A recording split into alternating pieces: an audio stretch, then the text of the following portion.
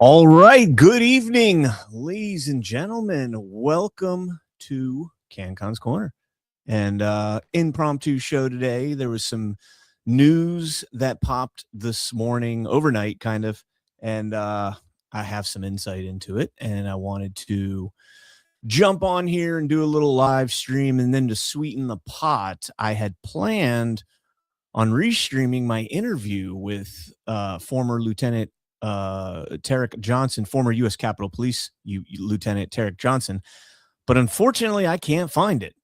I have no idea where the heck that thing is. And it's kind of driving me a little bit crazy because I know I put it on here. I wouldn't have deleted it. So instead, I found in light of yesterday being J6, I am going to instead play the very first interview that I did, not interview, but the very first podcast that I did following the Jeremy Brown trial that I covered in Tampa, Florida, the federal trial for the Green Beret. And we're going to play that instead. That was a roundtable I did with two other people that were in the courtroom. And so you're going to get the freshest perspective, the freshest in my mind perspective of what took place in that trial, the shenanigans, the absolute shenanigans that took place in that trial. So before we get into the show, guys, hit that thumbs up, whichever platform you're on. If you're on YouTube, give me a follow over on Rumble. If you're on Rumble, give me a follow over on YouTube. If you're on X, welcome to the show. I know there's a lot going on, and people will be watching other shows. I'm sure a lot of people are watching Zach over on his show, so it's all good. Come back here, check it out later. All right, so let's go ahead and jump right into it. I don't like to beat around the bush and all that. Let's just jump right into it. From the Gateway Pundit, I wrote this article on December 6th, 2024, and I covered it briefly this morning on Badlands Daily, but I didn't get into all the details. And the story behind Lieutenant, now Captain Michael Byrd is shocking. It is very odd. Internal emails reveal Democrats bowing to Lieutenant Michael Byrd's demands after he killed Ashley Babbitt, including allocating him funds for the Fallen or Wounded Officers Fund. The official narrative, and I'm going to read through this, and I'll give some, I'll opine through as we go through this. Actually, you know what? First, let's start with the town hall piece that I covered this morning. And this will be quick. On January 6th, questions emerge about Michael Byrd's taxpayer-funded Maryland daycare. Daycares, yay, money laundering 101. Paul Sperry put this out. Records show U.S. Capitol Police Captain Michael Byrd, who fatally shot unarmed J6 protester Ashley Babbitt without warning, has been running an unaccredited daycare center with his wife, Kaleska, from their Maryland home since 2008. 2008. Maryland has received over $190 million in HHS daycare funds. Now, I don't know. I think that's per year that they receive that. Now, I'm sure that number will go up as we figure out more of the nuance, whether or not they have a child care protection. What is it? Child care action program or whatever it is. Child care assistance action. So Michael Byrd's been running the unaccredited system. Jump down here. It says, according to Maryland state government, accreditation is optional and merely a sign that a daycare has demonstrated high quality, but it is not required for federal funding. So that was kind of the thing people were hooking on to is, well, it says it's unaccredited, so they can't apply for federal funding. False. You can, in Maryland, apply for federal funding if you run an unaccredited daycare. Shocking, right? Another user on X pointed out that the license says that it has been forfeited, and we'll jump over here just to show you guys that this is nothing more than the business license, and does not mean that they're not an accredited daycare or whatever the case might be. So there we have that there. All right. According to the Department of Education, Office of Child Care, OCC, the daycare has an open license and only minor inspection violations related to paperwork that have all been corrected. The Department of Education shows an open and active license for childcare. So all of this is essentially just a kind of an overview, so to speak, like a I don't know, what would you call it? Just a broad sense of what's going on here. All we know about his daycare is that he owns one, him and his wife. They operated out of there. They have been since 2008.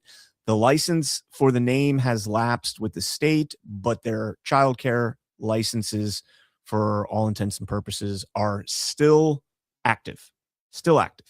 Okay, so let's jump into my article from December 6th, 2024.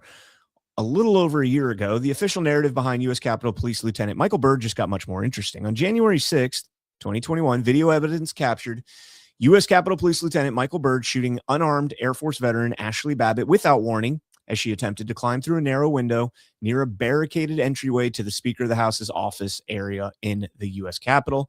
We all remember seeing that video. It was tragic. It was, horrifying.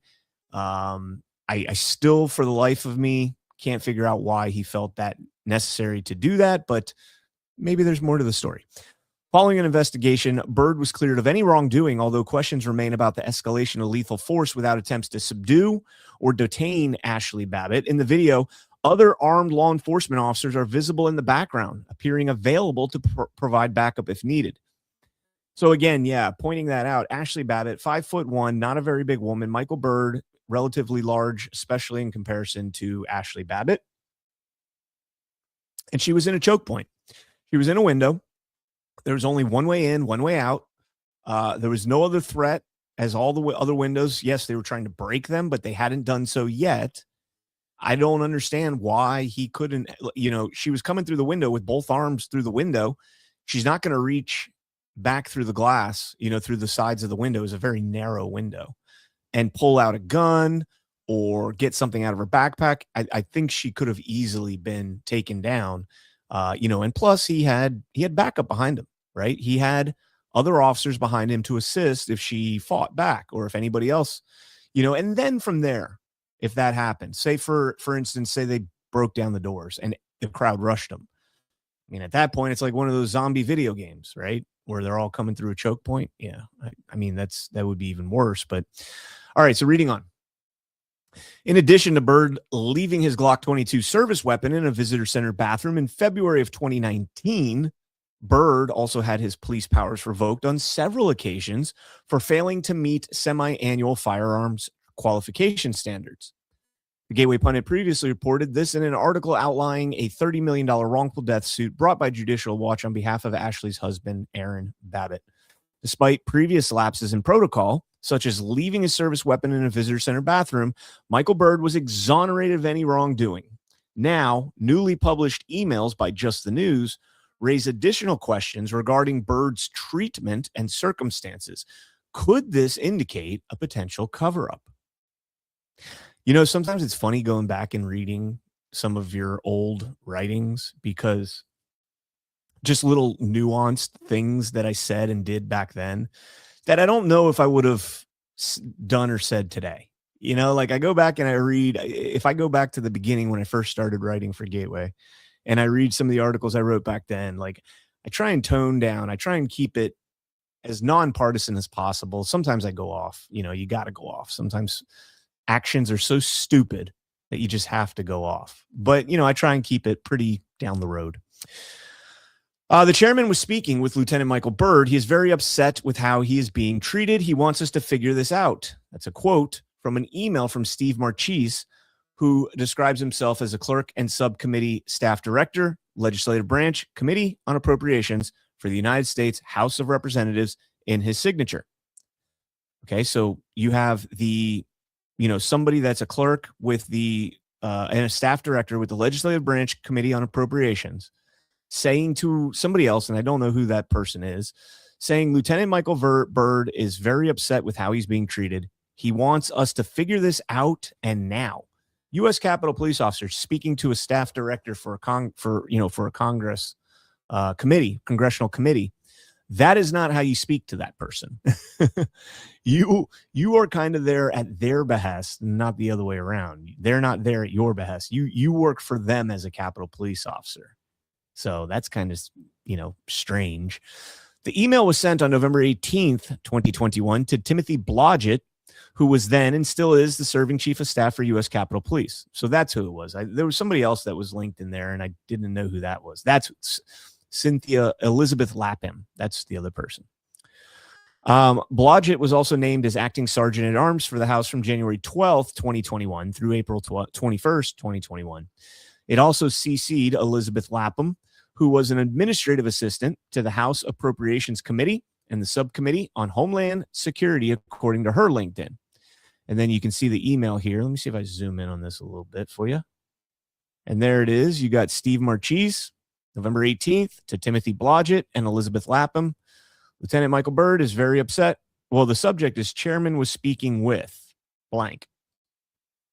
And it says Lieutenant Mike Byrd was very upset with how he was being treated. He wants us to figure this out now. Sorry to dump this on you. Reading on. The email that sparked this interaction and upset Byrd for his treatment is even more concerning. On November 16th, 2021, 2 days prior, Byrd reached out to U.S. Capitol Police General Counsel Thomas DeBias with concerns about how much money he was receiving. DeBias disclosed that Byrd had received $36,000 and specifically drew attention to the fact that other officers were only receiving $3,000. And I can't recall, and I did a lousy job writing this here. I don't remember specifically if this was the memorial fund or if this was like a re-enlistment bonus, right, to sign another contract with them. Byrd initially wrote DeBias inquiring about the, quote, status of the memorial fund and the background check, end quote. In response, DeBias said, in regards to the memorial fund, we have all your information. We are working on an announcement for the entire department as to how folks injured on Jan 6 can apply to the fund, and we will consider all claims at that point. End quote. For the record, there's no evidence or claims of Michael Byrd sustaining any injuries on January 6th. Why is he being allocated funds from a memorial fund for injured or deceased officers? The only thing I can think of is PTSD, and keep that in mind. DeBias' response angered Byrd, who replied, quote, I don't think that's fair to me and my wife. You know our situation and what we've been dealing with. What you proposed could take months. Our expectation was that this would be done soon. Now you're telling me that we get to wait for the rest of the department to even file claims, get evaluated, and go through the process we have endured for months? That is blatantly wrong to treat us like this. This was never proposed to us in this manner. That's interesting. This was never proposed to us in this manner. Now we're being grouped in with everyone else. Wow. This is really bad for you all to do this to us. But when you know we're expecting to have the funds soon, so disappointing. Tell us, do this to us when you know we're expecting it. Okay, there we go. So again, that's just kind of strange. So he seems like he wants preferential treatment, right? He wants to be special. He wants to be separated from all the other officers. He also says this was never proposed to us in this manner. Now we're being grouped in with everyone else. Proposed to him in what manner? Like I have so many questions from, you know, this little thing right here. CannCon, you would have done a much better job. I wrote this. It's my writing. I'm kind of hurt now. I'm kind of insulted. Marine in the Woods. I wrote this a year ago. A lot's changed. Since there's no evidence that Byrd was injured or otherwise eligible under the criteria for the Memorial Fund, his entitlement to these funds remains unclear. In response, DeBias acknowledged that they, quote, have already provided Byrd $36,000 in unrestricted retention funds. There it is. So it is retention funds. It's for signing the contract. I see my brain still works a little bit. DeBias then admits that the rest of the department is only receiving $3,000, less than 1/10 of what Byrd received. To be exact, it's 1/12. So there it is. Byrd is getting 12 times more for a retention bonus than any other officer. Now, you guys tell me, based on what we're about to read about, you know, Byrd's past experience, Tell me if you think he's worth 3 times more or 12 times more than the other officers. Tobias then states that it will likely take weeks, not months. And in the meantime, they are providing Byrd with, quote, housing, training to take a department shotgun home, and extensive security upgrades at your personal residence, where there's a daycare being run.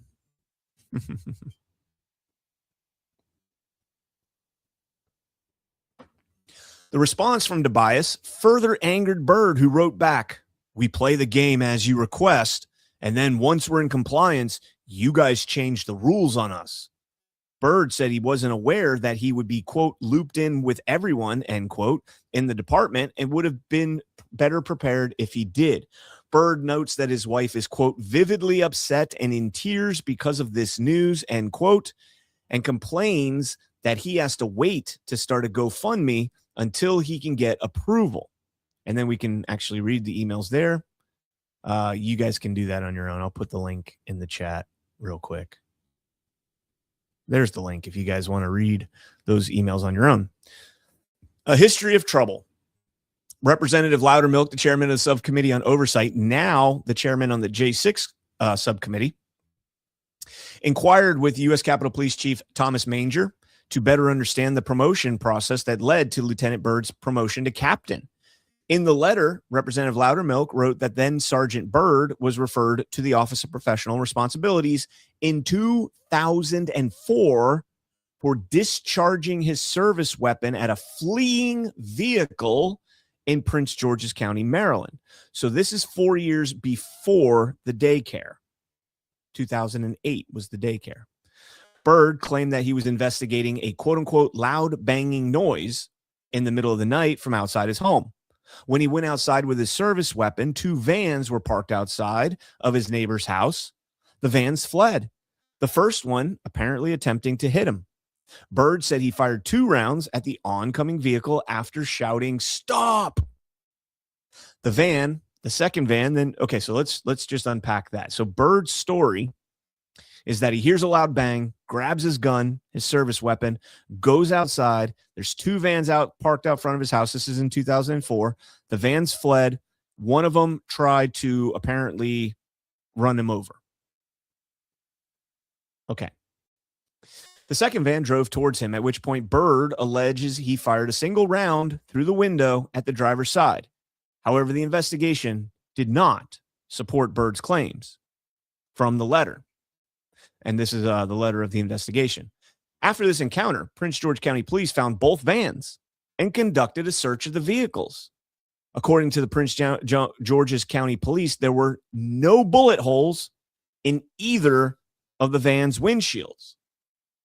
But Byrd said that he shot through the windshield when the guy was trying to run him over, like classic, just like the ICE shooting today. You shoot through the windshield when the person's running at you. By the way, bullets do all sorts of things when they hit windshields because of the angle that it's at. All sorts of things. And it's such thick tempered glass. Police did find, however, a bullet hole near the gas cap of the second van. Police determined that the bullet entered the van from a rear angle, indicating the van was shot from behind. One of the investigating officers observed that, quote, based on where the bullet was found, where's the threat? Because it was in the driver's side rear quarter panel. So it sounds like Byrd lied and said that the vans were trying to run him over, so he shot through the windshield at the driver. In reality, the bullet was found in the van with an entry through the rear quarter panel of the van. The Office of Personnel Responsibility noted that, quote, based on the location of the shell casings and the angle that Sergeant Byrd allegedly discharged his service weapon, Byrd's testimony that he fired at the van as they attempted to hit him is inaccurate. OPR concluded that the evidence suggests Byrd discharged his service weapon at the van after they passed him by. Despite this, U.S. Capitol Police noted that the investigation found insufficient evidence to determine Byrd violated USCP's truthfulness policy. He lies to investigators, all right? I know I've got some cops in the audience. Imagine if you lied to internal affairs when you're being investigated. That is nuts. You would get crushed. But meanwhile, this guy not only shoots unlawfully at a vehicle. He lies about it, and then nothing happens.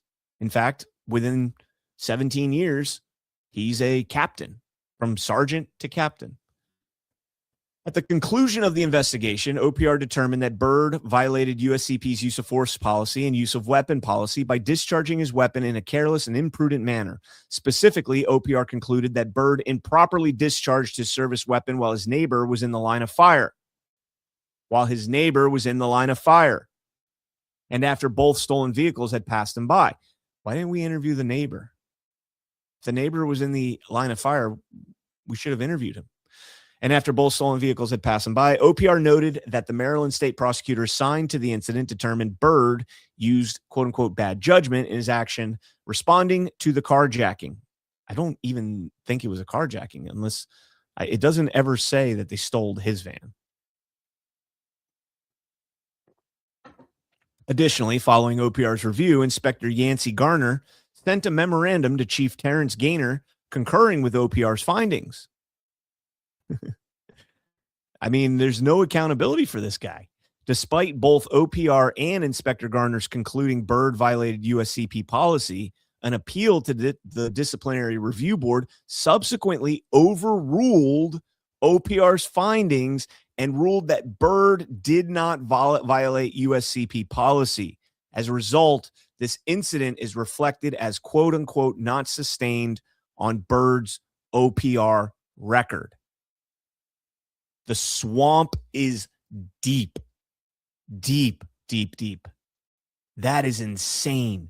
So you go in there, you have an OPR investigation, you have a witness with the neighbor, you have evidence that disputes what Byrd told OPR, and they turn around and the Disciplinary Review Board says, I don't believe you guys. I'm not gonna look at this evidence. Talk about covering for your own, right? Talk about covering for your own. It's disgusting, man. Loudermilk also mentioned a 2015 incident at a football game in Montgomery County where Byrd called a Montgomery County police officer tasked with preventing people from entering the field a, quote, piece of shit, asshole, and racist, end quote. Byrd was suspended for 7 days following this incident. So you get suspended for calling a cop an asshole, racist piece of shit, but you shoot at a vehicle from behind against the law, unlawfully, and you get it covered up, swept under the rug. That was in 2015. So at this point, he was he was operating the daycare out of his home. In 2019, Byrd left his loaded service weapon in a House Chambers section restroom for approximately 55 minutes before another officer discovered it. Byrd would end up being suspended for 33 days over that incident. If anybody out there served in the United States military, thank you for your service. But also, what happens if you leave a weapon behind. It is literally the end of your life. This guy left a weapon behind in a public restroom that is in a sterile area that has no firearms and could have killed congressmen, like legislators, could have killed elected officials if somebody saw that. I mean, granted, is it unlikely? Yeah, it is, but you never know. Shockingly, Loudermilk disclosed 3 other referrals to the OPR against Byrd. Those records are reportedly missing. Loudermilk disclosed 3 other referrals to the Office of Personal Responsibility against Byrd. They're missing. Poof. Gone. Somebody made them disappear. 3 other referrals. Gone. Somebody should find those. There's got to be a record of them, right? Equity, not equality. Lieutenant Byrd appears to have been treated differently from his fellow officers. United States Capitol Police helped Byrd set up a GoFundMe in November of 2021 and helped raise $164,000 for the disgraced officer. How many of you think that $164,000 was earned cleanly? And what else is interesting about that is $164,000 plus $36,000 is a cool and even $200,000. $200,000 even. The quote-unquote security upgrades for Byrd's home mentioned previously would set the United States Capitol Police back $21,000. You guys paid $21,000 to upgrade the security at the home of a murderer, somebody that murdered an unarmed Air Force veteran climbing through a choke point. While the security upgrades were being made, United States Capitol Police put Byrd up in local hotels, and the Distinguished Visitors Quarters at Joint Base Andrews. He was also provided with a USCP dignitary protection detail when he left the secure base. This guy had his own Secret Service, ultimately, U.S. Capitol Police Dignity Protection Detail, but he had his own, we paid for that. We paid for that. United States Capitol Police instructed Byrd to skip over his fitness duty for evaluation after J6 over concerns that he would fail and no longer be permitted to carry his service weapon. You're supposed to go qualify to make sure that you're still eligible and proficient in your firearm and you know what you're doing. But you know what? That's kind of just a recommendation at this point. You don't have to necessarily do it. So if you don't want to do it, just go ahead and skip over it, man. Just go ahead and skip over it. That's crazy. That's crazy. In September of 2021, Byrd attempted to buy a shotgun for his own personal protection. However, he failed the background check required under federal law. I don't know how you fail the background check when you're a U.S. Capitol Police officer. I don't know if there were maybe pending charges against him, and that's what popped up. I don't know. An investigation? After seeking assistance from U.S. Capitol Police to resolve the background check issue, they were going to simply issue him a shotgun. However, Byrd failed his shotgun proficiency exam and was ultimately not provided with the firearm. This is not a very smart nor capable man. This is not a smart nor capable man. After being placed on administrative leave following J6 and ending June 2021, Capitol Police signed a telework agreement with Byrd in July of 2021, allowing him to telework 5 days a week from home. Still, Byrd did not return to work. Not only was he not disciplined for this, but U.S. Capitol Police retroactively put him on administrative leave for the days he didn't work in July and August. The Capitol Police. Now, the biggest problem I have with all of this is U.S. Capitol Police is not subject to freedom of information. You can't FOIA the U.S. Capitol Police Department. So how this stuff got leaked, how this stuff got out, I have no idea, unless it came from, you got it from others. But you can't, generally, you can't even FOIA Congress, which is nuts, right? You can FOIA the executive branch, but you can't FOIA Congress. If you recall, former U.S. Capitol Police Assistant Chief Yogananda Pittman was also placed on administrative leave so she could reach her retirement time and service requirements while she was working as the chief of police at the UC Berkeley, making $283,000 per year. I actually thought it was more than that. I thought I saw somewhere that she's making more than that. Let me check the link and just fact check myself. What's the source on this?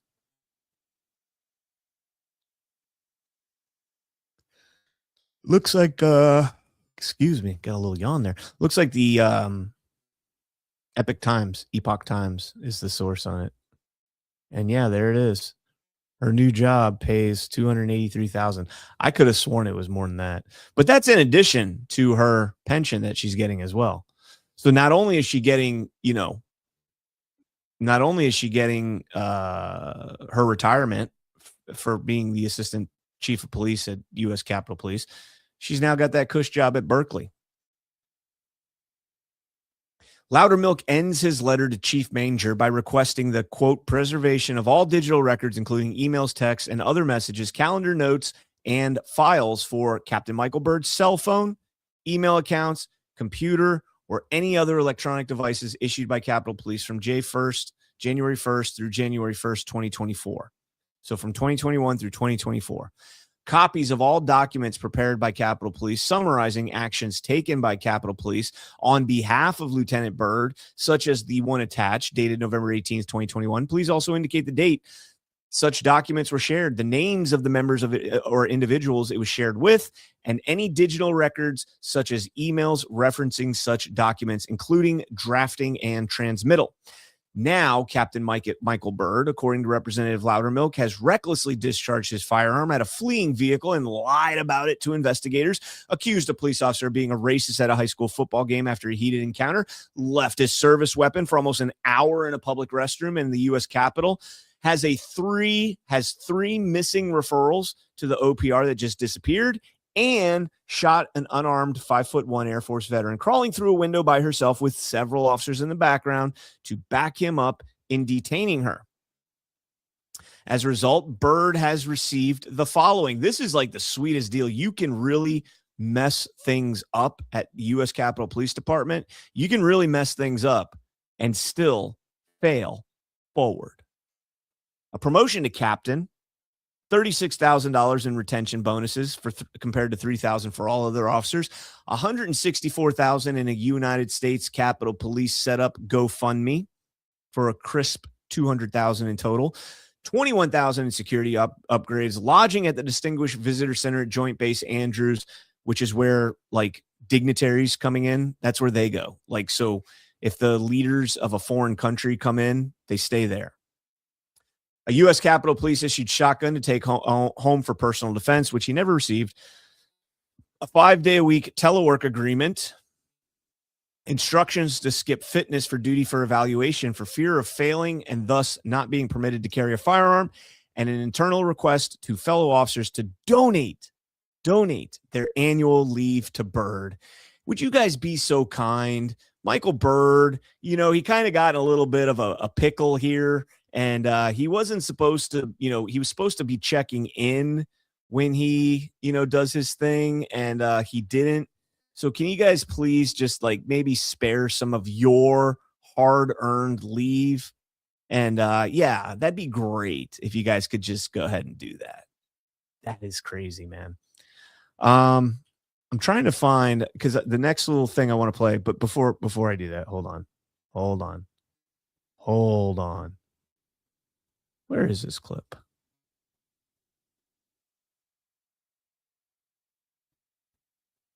Oh, man.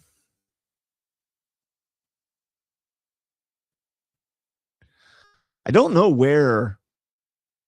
There it is. Okay. All right. So I got it set up now. So here's the crazy thing about this. Hey, Jacob 45 Allen. Good to see you. CannCon will get it. Dignity protection. I had a long cod piece on my body armor. Oh, dignity protection. We wore diapers. We actually had blast diapers on our second deployment to Afghanistan. That was supposed to protect our dignity. All right. So again, the reason that I think that this news story about Michael Byrd running a daycare since 2008 is concerning is because you have, you know, running a daycare where we don't know if they're receiving federal funding. I would assume that they were. I think they were eligible for like $250 a week per kid. So, you know, you get 8 kids in there. That's $2,000 a week that you're making just for, you know, babysitting kids at your house, basically daycare. If they were an official business and they did have actual real life customers, like Joe Biden's real life lawful American vote, 81 million votes, were the parents made aware of the situation and the circumstances surrounding the home? Were they made aware that U.S. Capitol Police had to do $21,000 in security upgrades to his house, whether that's cameras, you know, reinforced doors, whatever the case might be? It might make you feel safer. You might think like, oh, this is a safe home now because it's got all this security. But it's the idea that that it was required, that they had to put this guy on leave and put him up in the dignified housing on Joint Base Andrews And all of that so that they could back up this guy's house. They also tried to issue him a shotgun, but he's too much of a derp to be able to pass the proficiency exam. He likely, I would imagine, still had his own personal weapon. You know, he's receiving all these threats. You don't know the crazy that my wife and I have gone through, all the stuff that he said, $200,000, murdered somebody, you know, fired at a van as it's leaving, called a cop a racist asshole piece of shit. Like, how does this guy? This is a nightmare for parents, man. Like, I would never in a million years hire a daycare or take kids to daycare like that, ever. That's absurd.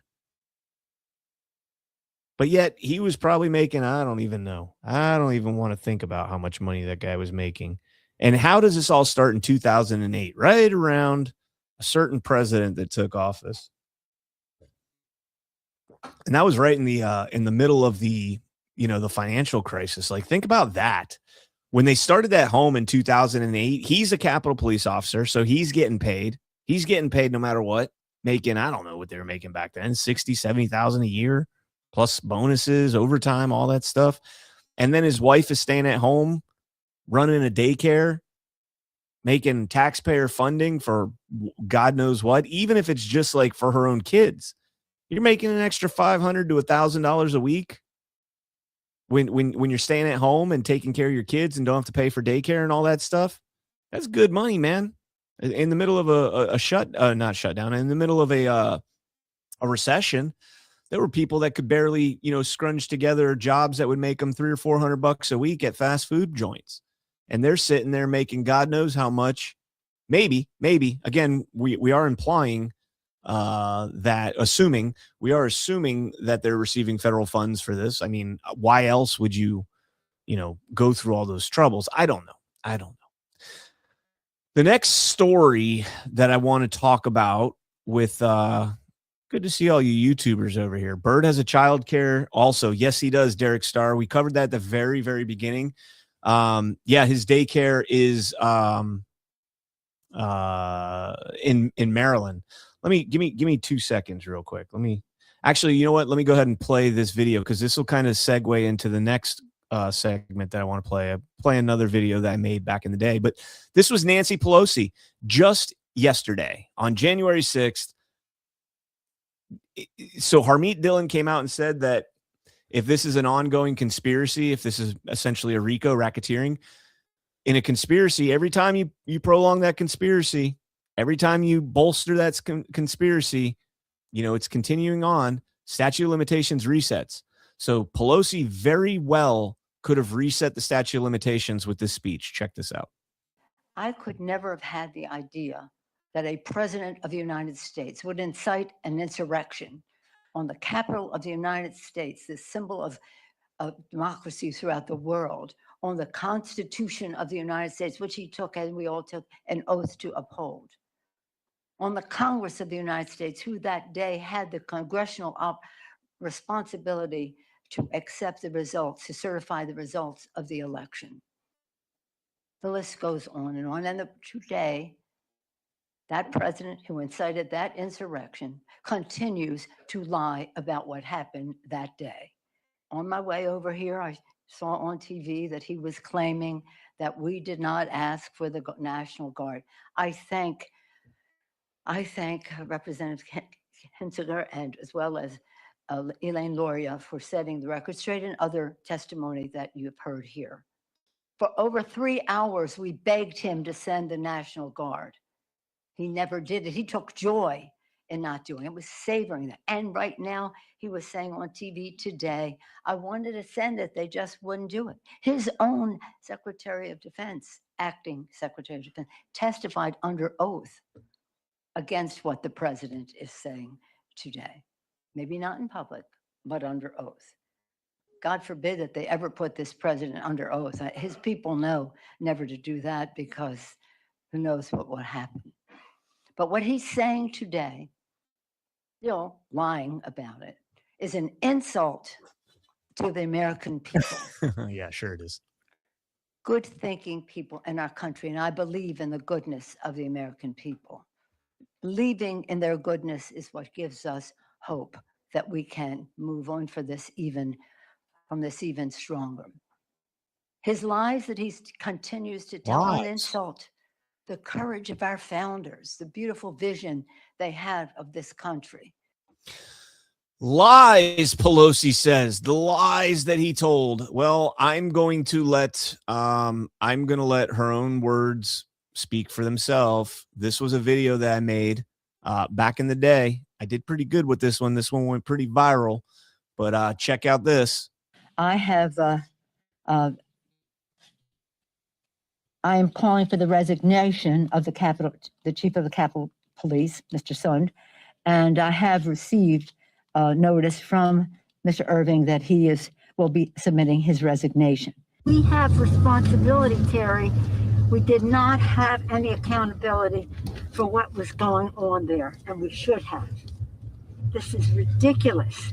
You're going to ask me in the middle of the thing when they've already breached the inaugural stuff should we call the Capitol Police? I mean, the National Guard? Why weren't the National Guard there to begin with? Chief Sund, in your transcribed interview, you mentioned that you met with the House Sergeant at Arms regarding the National Guard prior to January 6th. Is that correct? Yes, sir. And who was the House Sergeant at Arms leading up to and on January 6th? That would be Paul Irving. And the House Sergeant at Arms was appointed by who? It was appointed at that time by Speaker Pelosi. And in your transcribed interview, you mentioned that when you first brought up the National Guard to the House Sergeant at Arms in the days leading up to January 6th, that Mr. Irving said he, quote, didn't like the optics, end quote. Is that correct? Why weren't the National Guard there to begin with? That is correct. He referenced being concerned for optics. And on January 6th, when he went to Mr. Irving to get his approval to call in the Guard, Mr. Irving said he would, quote, run it up the chain. Is that correct? Yes, sir. That was a telephone call. I didn't see him in person when I first made that request. The House Sergeant at Arms is considered probably the most senior security official on the House side. When Mr. Irving says he has to, quote, run it up the chain, end quote, what did that mean? I took that to mean his leadership chain. And who would be his leadership chain? If he's functionally the most senior security official on the House side, correct? That's his title. That's part of the title, the senior law enforcement official for the House of Representatives. But he would have been referring to the leadership team that goes up to Speaker Pelosi.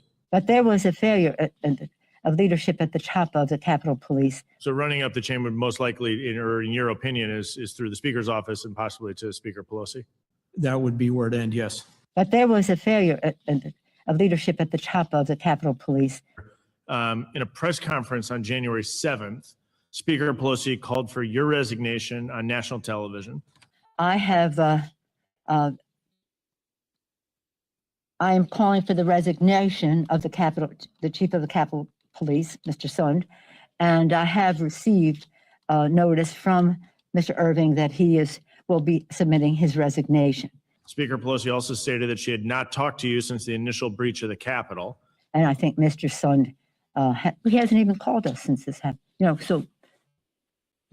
But according to your transcribed interview, you were on the phone with Speaker Pelosi a few times. Can you explain that discrepancy? Yeah, that is correct. I spoke to Speaker Pelosi 3 times that evening. But the first time when I went over to brief Vice President Pence at the secure location, I'd called House Sergeant at Arms Irving, told him I was going over to brief the Vice President. I was also going over to do a personal assessment of the Capitol. He said he wanted to get Speaker Pelosi on the phone. He made a phone call from his cell phone at approximately 5:34, where I first briefed Speaker Pelosi. The second call was when I left that location. As I was walking away, I met up with Mr. Stenger, and we started walking over to the Senate to go brief the Senate.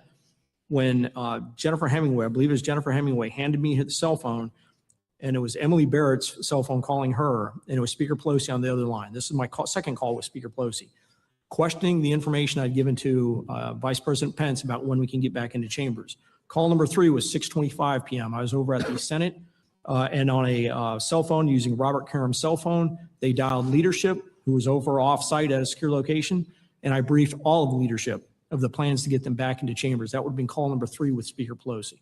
Having said that, we have the after action review, but it goes beyond the Capitol Police. It goes to the FBI. What was the shortcoming in their intelligence that they provided? It goes to the Department of Defense. How long did it take for them to respond or anticipate the need for the National Guard? It goes to many other elements of the executive branch. And I think we have to have the full review. We have responsibility, Terry. We did not have any accountability for what was going on there, and we should have. They thought that they had sufficient That resources. is not a question of how they have, but they don't know. And in your transcribed interview, you mentioned that when you first brought up the National Guard to the House Sergeant at Arms in the days leading up to January 6th, that Mr. Irving said he, quote, didn't like the optics, end quote. Is that correct? That is correct. He referenced being concerned for optics. They clearly didn't know, and I take responsibility for not having them just prepare for more.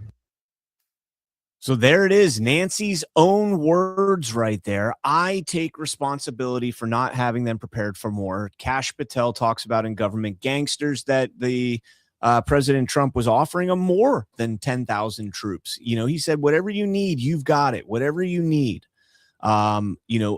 Numerous other stories of this exist. And now, Pelosi, the funny thing about this is Nancy Pelosi's out there saying Trump lied. He lied about this and he lies about he wanted to incite the insurrection, all this shit, right? Lie. He's a liar. He's a liar.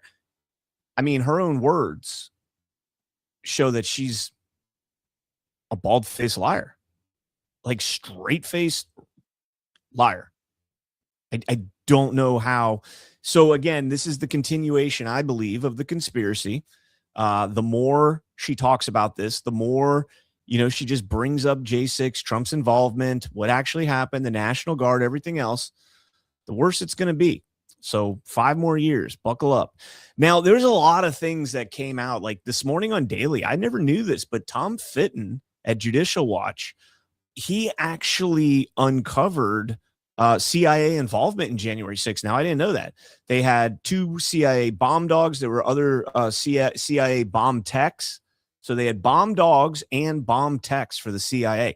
That's interesting that the CIA, who's not supposed to operate on U.S. soil, has those assets like readily available in the United States. That's really odd to me. Scooter Pie says, thanks for the rant, by the way. Says, Viva Fry did a great interview with Tarik Johnson about 1.5 years ago. Maybe get him on and interview Tarik again together. I'm glad you're doing your show again. Badlands fan as well. Thank you so much. And yes, please jump over on Badlands as well. If you don't follow me on Badlands, definitely need to follow over there. It's awesome, man. Love working over there.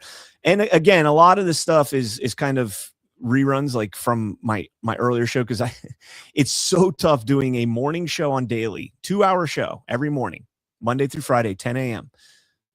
doing the show there and then having new material for this show. So I don't get to do this show quite as often, but the good thing is I don't get to go as deep on Badlands Daily as I would on some other things.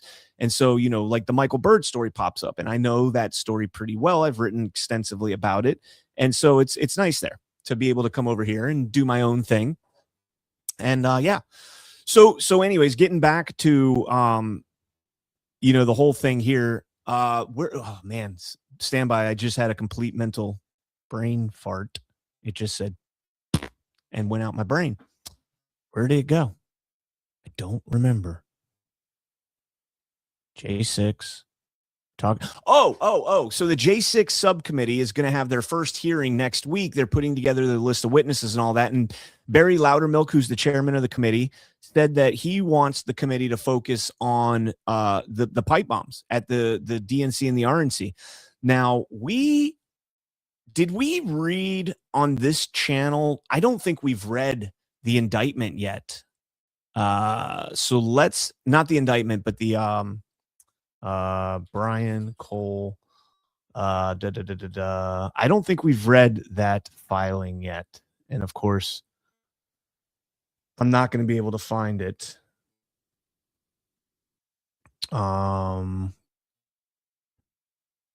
U.S. court. There we go. It'll be here. Here we go. There we go. Sound like what's his name? There it is. I found it. Look at that.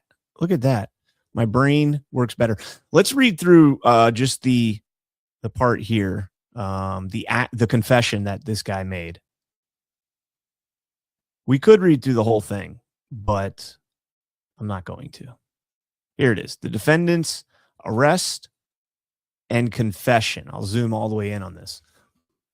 On December 4th, law enforcement executed an arrest warrant for the defendant, took him into custody. Search warrants were executed on the defendant's person, home in Woodbridge, Virginia, his Nissan Sentra, and his workplace in Fairfax.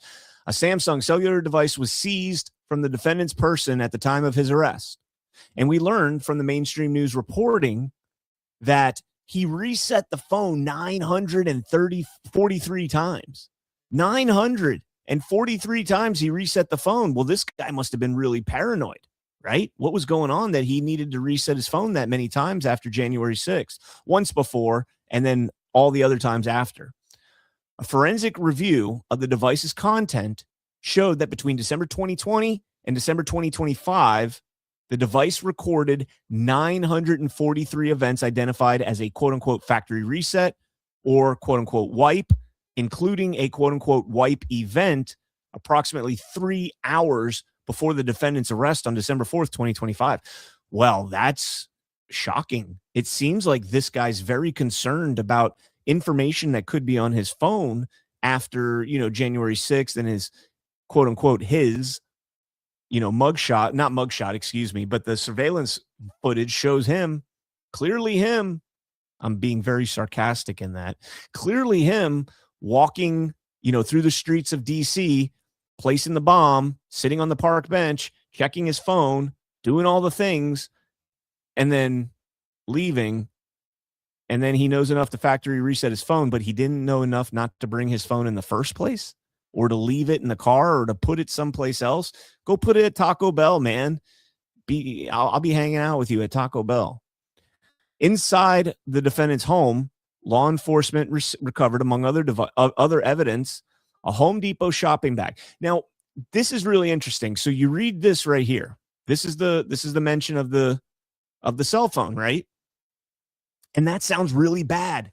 From December 20 through December 2025, he's reset it 943 times. Well, I mean, there's only, I'm going to just roughly guess, there's only like 1,800 days in that timeline from December 2020 to 2025, 365 days a year times 5 years, roughly 1,800 times, probably like 1,825 if you're going to be technical, right? Yeah, actually, I think it's exactly 1,825 days. So 943, he'd be resetting his phone almost every other day. But then in the most deceiving of manners, there's a little number 2 right there. Zoom all the way in.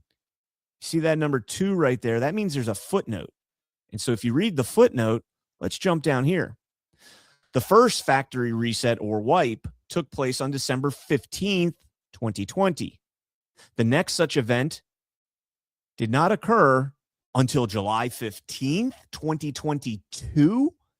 That's a full year and a half after January 6th. A full year and a half. From that date, the factory reset or wipe events occurred at least once a week. Some days, the device appears to have been wiped multiple times a day. What's going on with this? This doesn't seem like behavior that is trying to cover up January 6th. You reset it December 15th, and then you don't reset it again until a full year and a half after. Now, I'm going to speculate here. I'm going to do some speculation here. We're going to play the interview from Jeremy Brown here in a moment at the end of this show. Jeremy Brown, Jeremy Brown was approached by DHS and the FBI before January 6th in December. I think the exact date was right around December 6th, like a full month before.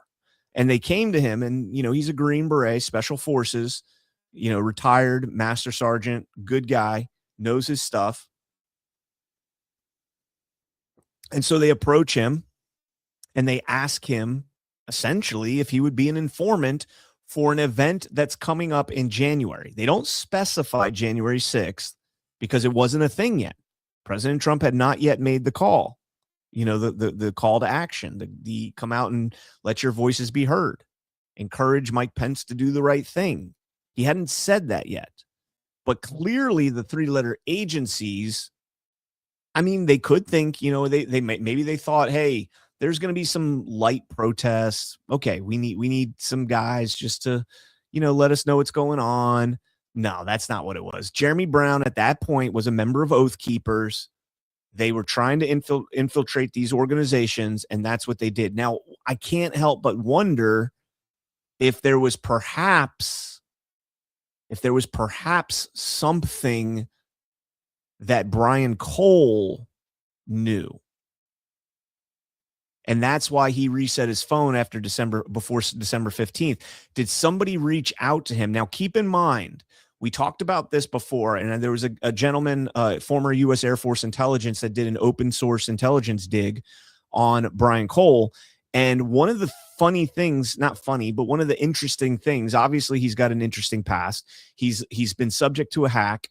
They found some pornographic websites, adult friend finders or some swinger website where he had a username. And if you have children, cover your ears for 1 second or hit the mute button for a second, because I'm going to say his actual username starting now.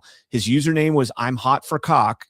And that's kind of weird for 20-something-year-old autistic guy, 30-year-old autistic guy, to do that. And his account got hacked. This was a while back. I think like 2017, I believe. And that account on an adult friend finder, I think was tied to Brian Cole, his email address, not necessarily to him.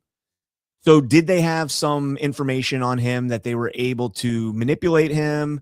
He's in brony websites, which is like what they call males that watch My Little Pony. He had some interesting ties. But to me, the most interesting thing that was uncovered in that open source intelligence dig is his father's tax liens. So his father has a history of tax liens, and the most recent one was, I think, 2019, 2020, and that tax lien was for like $260,000. So I'm wondering maybe if they were able to turn the screws on him. He worked for his dad. That was his job. He obviously has pride in his family business. He maintained, even as an autistic man that apparently has the mentality of a 16-year-old, according to his grandma and everybody. Maybe they were able to get some dirt on him, get something on him. I don't know. Just speculating. But this activity here, not wiping the phone until December 15th, is kind of strange, or before December 15th, and then not doing it for a year and a half later. Now, there's an alternative theory, and I'll come back to that at the end of reading this. Inside the defendant's home, law enforcement recovered, among other evidence, a Home Depot shopping bag containing 3 black iron end caps, 1 galvanized end cap, 2 1-inch by 8-inch pipe nipples, and a Home Depot receipt dated November 16th, 2020, which is a full 2 months before January 6th. And convenient that in 2025, 5 years later, they were able to find that receipt in his house in the bag with everything else. And fortunately, that receipt did not fade to where they couldn't read it. It didn't fade. Receipts fade. Those receipts fade. Take a receipt, put it away for 5 months or 5 years, and let me know how that receipt looks when it's back. Throw it in a plastic bag with other things and come back and look at it in 5 years. For a 2-inch, three black caps, glove, okay, the receipt matches, basically. And it was found in the defendant's bathroom, in a closet, accessible only through the defendant's bathroom. So it was basically in like his towel closet, I guess. It's kind of weird. They also found a Lowe's shopping bag containing 2 galvanized end caps located inside the same closet, and 3 number 3, a 14-gauge red wire and wire strippers located inside the garage. Inside the defendant's vehicle, law enforcement recovered, among other evidence, a Home Depot receipt dated August 10th, 2022 for hand sanitizer, 2 1x8-inch pipe nipples, work gloves. And again, by the way, this one's even stranger. All right. So this Home Depot receipt found in his bag, August 10th, 2022, found in his car. Now that receipt should absolutely have been faded because it's in the car where there's heat, there's elements, there's maybe sunlight at certain parts of the day, at certain times when you're driving. That receipt, there's stuff getting moved around in your car the whole time. This guy just has a bag of these things in his car for 3 years. It's just so weird. I guess maybe he's autistic and so they do things a little bit differently than we would do, but they also found a Home Depot shopping bag containing also 2 1-inch by 8-inch pipe nipples, a Home Depot shopping bag containing 2 black iron end caps and 2 galvanized end caps, and a 9-volt battery. 4 9-volt batteries? I don't know. So he's in all, I think he's got 1 bag, 2 bags, 3 bags, 4 bags. 4 Home Depot shopping bags. Clearly, thank God he saved the bags too. Following his arrest, the defendant was transported to Woodbridge, Virginia, where he executed a written waiver of his Miranda rights and was interviewed by investigators for multiple hours. During the interview, which was video recorded, I would love to see that video recording. The defendant initially denied manufacturing, transporting, planting the pipe bombs. When asked about his whereabouts on January 5th, the defendant stated that he drove his Sentra to Washington, D.C. by himself to attend a protest concerning the outcome of the 2020 election. The defendant explained, quote, "I didn't agree with what people were doing, like just telling half the country that they just need to ignore it. I didn't think that was a good idea, so I went to the protest." The defendant, quote, "has never really been an openly political person and does not discuss politics often with his family to avoid conflict." According to the defendant, quote, "no one knows his political views, including his family." The defendant stated that he does not align politically with his family members and did not tell them that he was going to a protest in support of then President Trump. So this guy went really quick from no political affiliation, no political ideology, no political whatever, to I'm going to blow up buildings in order to exert my politics. That is flat out bonkers. But we're to believe that. It couldn't possibly be the U.S. Capitol Police woman who has a limp, who fits all the criteria and description, and who lives next door to the man whose Metro card was tracked all the way, whose Metro card was used as the pipe bomber was tracked all the way to the Metro. Couldn't possibly be that person. Also, the cell phone data was corrupt, according to AT&T, but apparently now they've got it. They cleaned it up now. They've got it now. Later in the interview, the defendant explained that after the 2020 election, when it first seemed like something was wrong and stuff started happening, those are quotes, he began following the issue closely on YouTube and Reddit and felt, quote unquote, bewildered.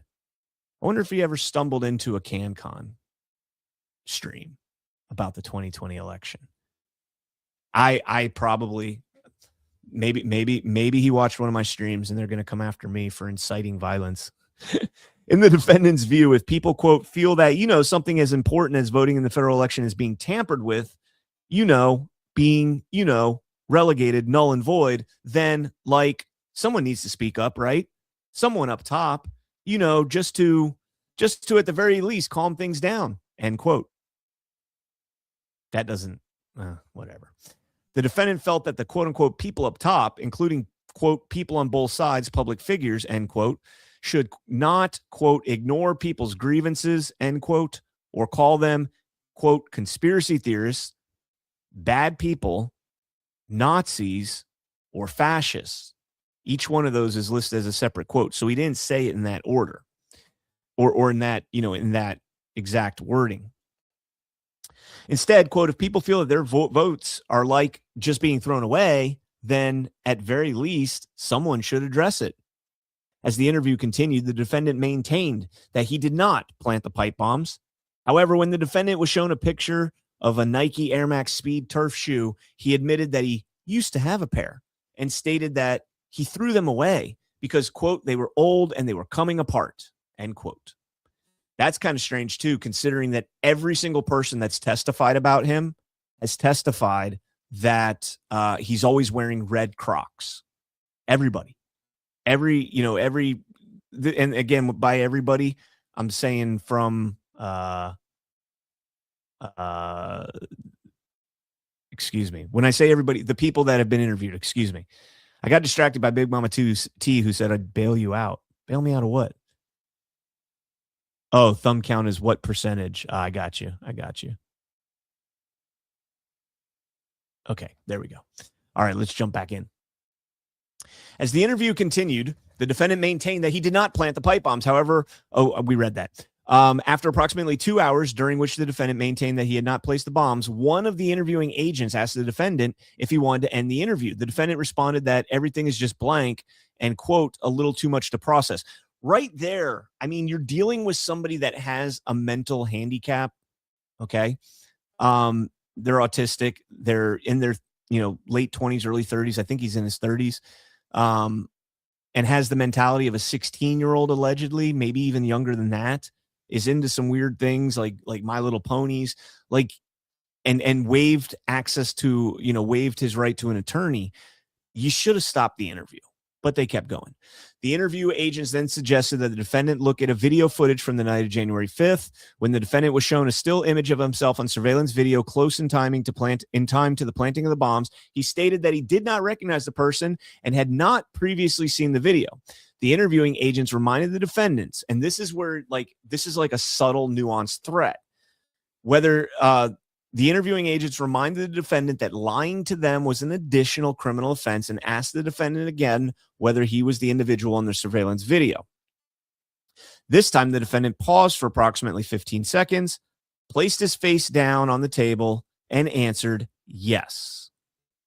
After the defendant's admission, the interviewing agents explained to him that they could either continue to discuss his actions on January 5th, or they could stop the interview and transport the defendant to court for his initial appearance. The agents explained what an initial appearance is, and that if the defendant continued with the interview, he would appear in the court the following day. I gotta see this video. I gotta see his mental state, how articulate he is, how he's able to say things. I gotta see his mental acuity. And this video needs to be, I hope that this video comes out during the trial. Sorry about that. And again, because this is a federal trial, we're not going to see any of this it's not going to be live streamed. So this might be another one of the trials that I'm going to have to go up and camp out in DC for a little bit to watch this one. We'll see. The agents explained what an initial appearance is. The defendant asked for time to process things, and the agents stepped out of the interview room for approximately 20 minutes. When they returned, the defendant expressed his interest in continuing the interview and executed a written waiver to delay his presentment in court the next day. Over the next approximately 1.5 hours, the defendant walked the interviewing agents in detail through his construction, transportation, and planting of the bombs. The defendant explained that he made the black powder in the devices using charcoal, Lily Miller sulfur dust. I don't even know what that is. I'm looking that up. Lily Miller sulfur dust. Let's see what this is. Lily Miller 1B sulfur dust disease control at Lowe's. So it's like plant fertilizer.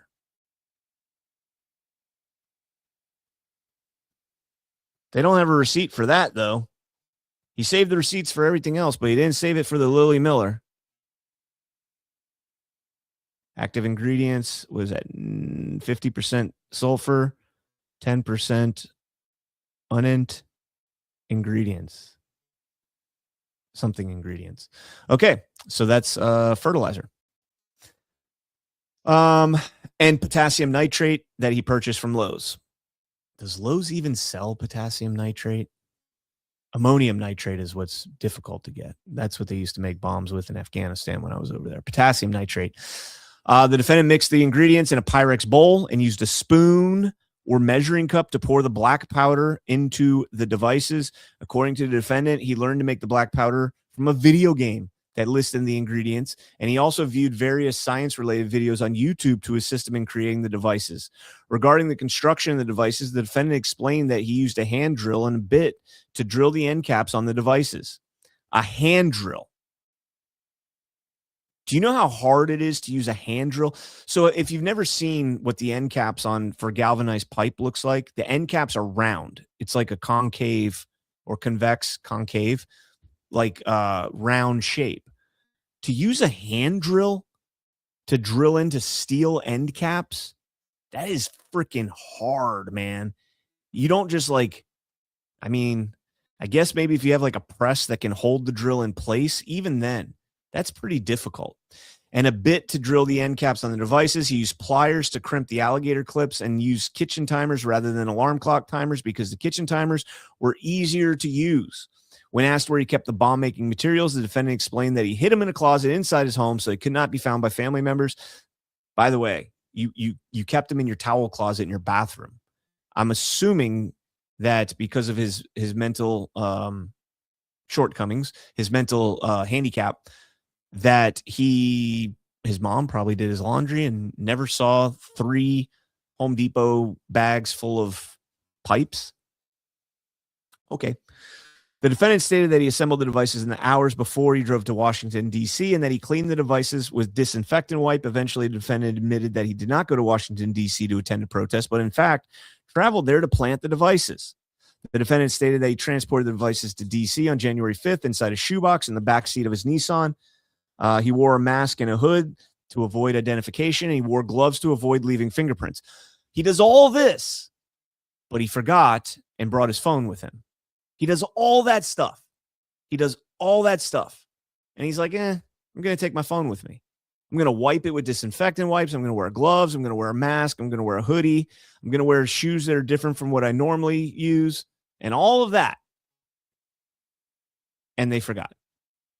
Oh, Big Mama T will come bail me out. Thank you. They probably wouldn't give me bail. It says the defendant placed one of the devices in his backpack, exited the car, walked toward the DNC. He set the timer on the first device to the maximum duration, 60 minutes, and planted the device near the DNC. The defendant then returned to his car, retrieved the second device and placed it in his backpack, and walked to the RNC. Wait, so he set the timer on the first device and planted it, and then returned to his car, retrieved the second device, and then went and planted that one. Was that part of the mapping that we have from the data? I thought he had both of them in there and went from the RNC. First, he went to the DNC.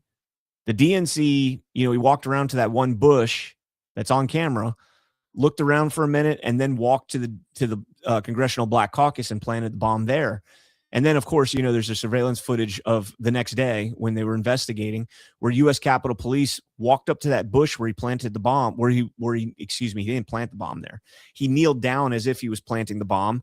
And the U.S. Capitol Police stop and go to that specific bush and look as if they're expecting to see something. They look twice. They look once, it's not there. They kind of walk around kind of baffled, and then they walk back and look again. It's not there. And so then they walk off. So that's kind of strange. They also said that he planted the devices and set the timers while he was sitting there. You don't see him turning that egg timer while he's doing that. Also, it's a 60-minute timer, so planting them at night, it would have gone off in an hour from when he planted it. None of this makes sense.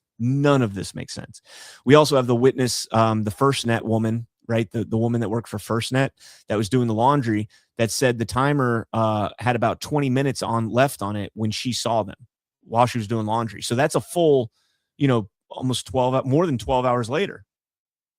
And the timer had 20 minutes left. Again, none of this makes sense.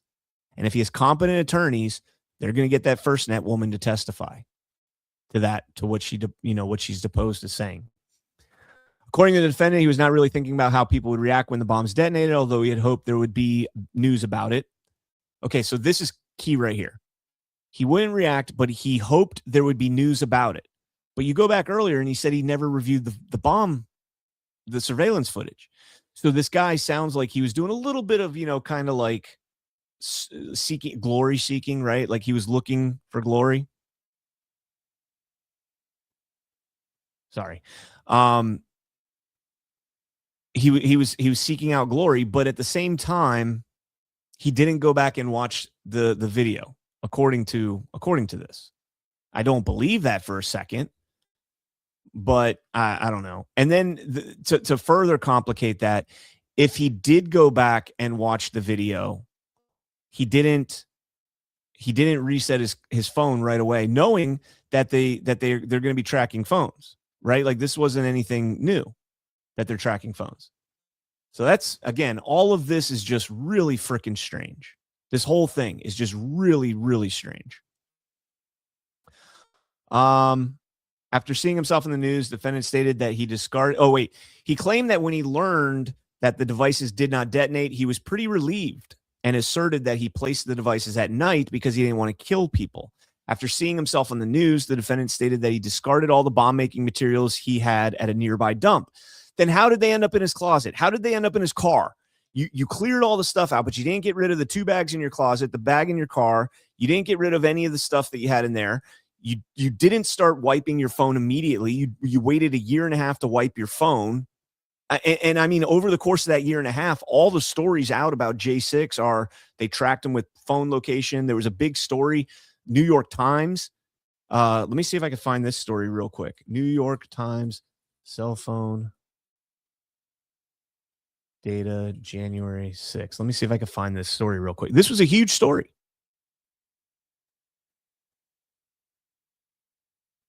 Here it is.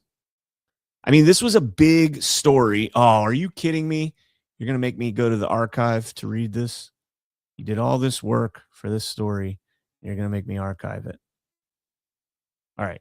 So here's the story. This was written on February 5th. 2021. So a month later, they're already disclosing to us that they use cell phone data, smartphone data to do this. Why would he have waited a whole year and a half before he started wiping his phone? Why wouldn't he even replace this phone completely? Like if that were the case, I would have taken a hammer to it like Hillary Clinton and beat the crap out of that phone. None of this makes sense. None of it. The defendant stated they did not tell anyone about the pipe bombs before planning them or in the years since. Probably because he didn't know. I mean, he would have at least confided maybe in his parents, maybe, perhaps. I don't know. Although the defendant denied building any additional explosive devices, he admitted that sometimes after he built the pipe bombs used in this case, he purchased beaker sets and conducted another science experiment to create potassium chlorate, which he claimed was unrelated to bomb making. I forgot what potassium chlorate is used for. We looked this up.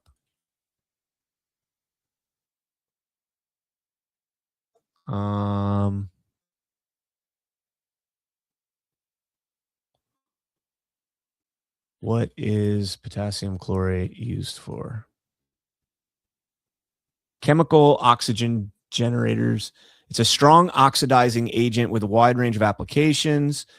Fireworks. That's what it was. Pyrotechnics. Fireworks. It's used in fireworks. I'm sure somebody in the chat probably picked up on that. Maybe not. Okay, nobody got that. Yeah, so they use the potassium chlorate for fireworks. So he went on to make potassium chlorate. Truth be told, guys, this guy was probably just trying to literally make fireworks. He was probably trying to make fireworks. We've seen the pictures of his house with the blue Nissan Sentra parked out in front. And he's got wooded areas behind him. He never once decided to try these bombs and test them, like make sure that his chemical mix was right and all that stuff. You're just, the first time you're ever going to deploy these bombs is for something that you, from an apolitical standpoint, something that you now all of a sudden feel so engaged with, so politically active after being apolitical your whole life, and a 30-year-old autist with a 16-year-old mentality. Now all of a sudden you're like, I'm going to make pipe bombs. I'm going to go plant these, and I'm going to do something highly illegal that could probably land me in prison for the rest of my life, all because I have a newfound admiration for politics and I'm an activist now. This is fucking bonkers, man. All right. It says when the interviewing agents returned to the defendant's motive, he explained that something just snapped and watching everything getting worse. The defendant wanted to do something to the parties because they were, quote unquote, in charge. When asked why he placed the device at the RNC and DNC, the defendant responded, "I really don't like either party at this point." By the way, it wasn't planted there. It was at the Congressional Black Caucus. Why didn't they ask him why you planted it at the Congressional Black Caucus?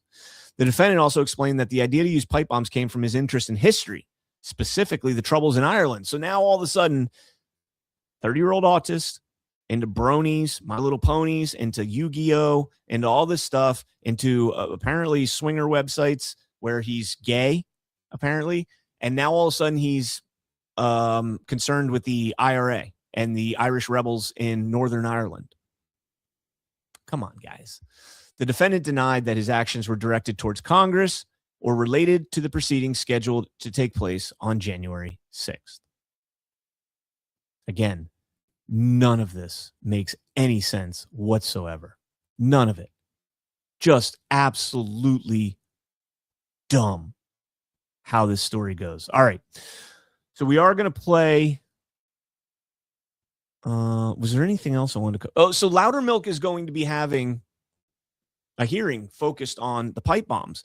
And, you know, I'm a little bit hopeful. I said this morning on Daily, Mike Johnson was discussing a plaque that they want to put up on the Capitol by law. They're required to do it because that's like the only thing they can do is name post office statues and put up plaques, I guess.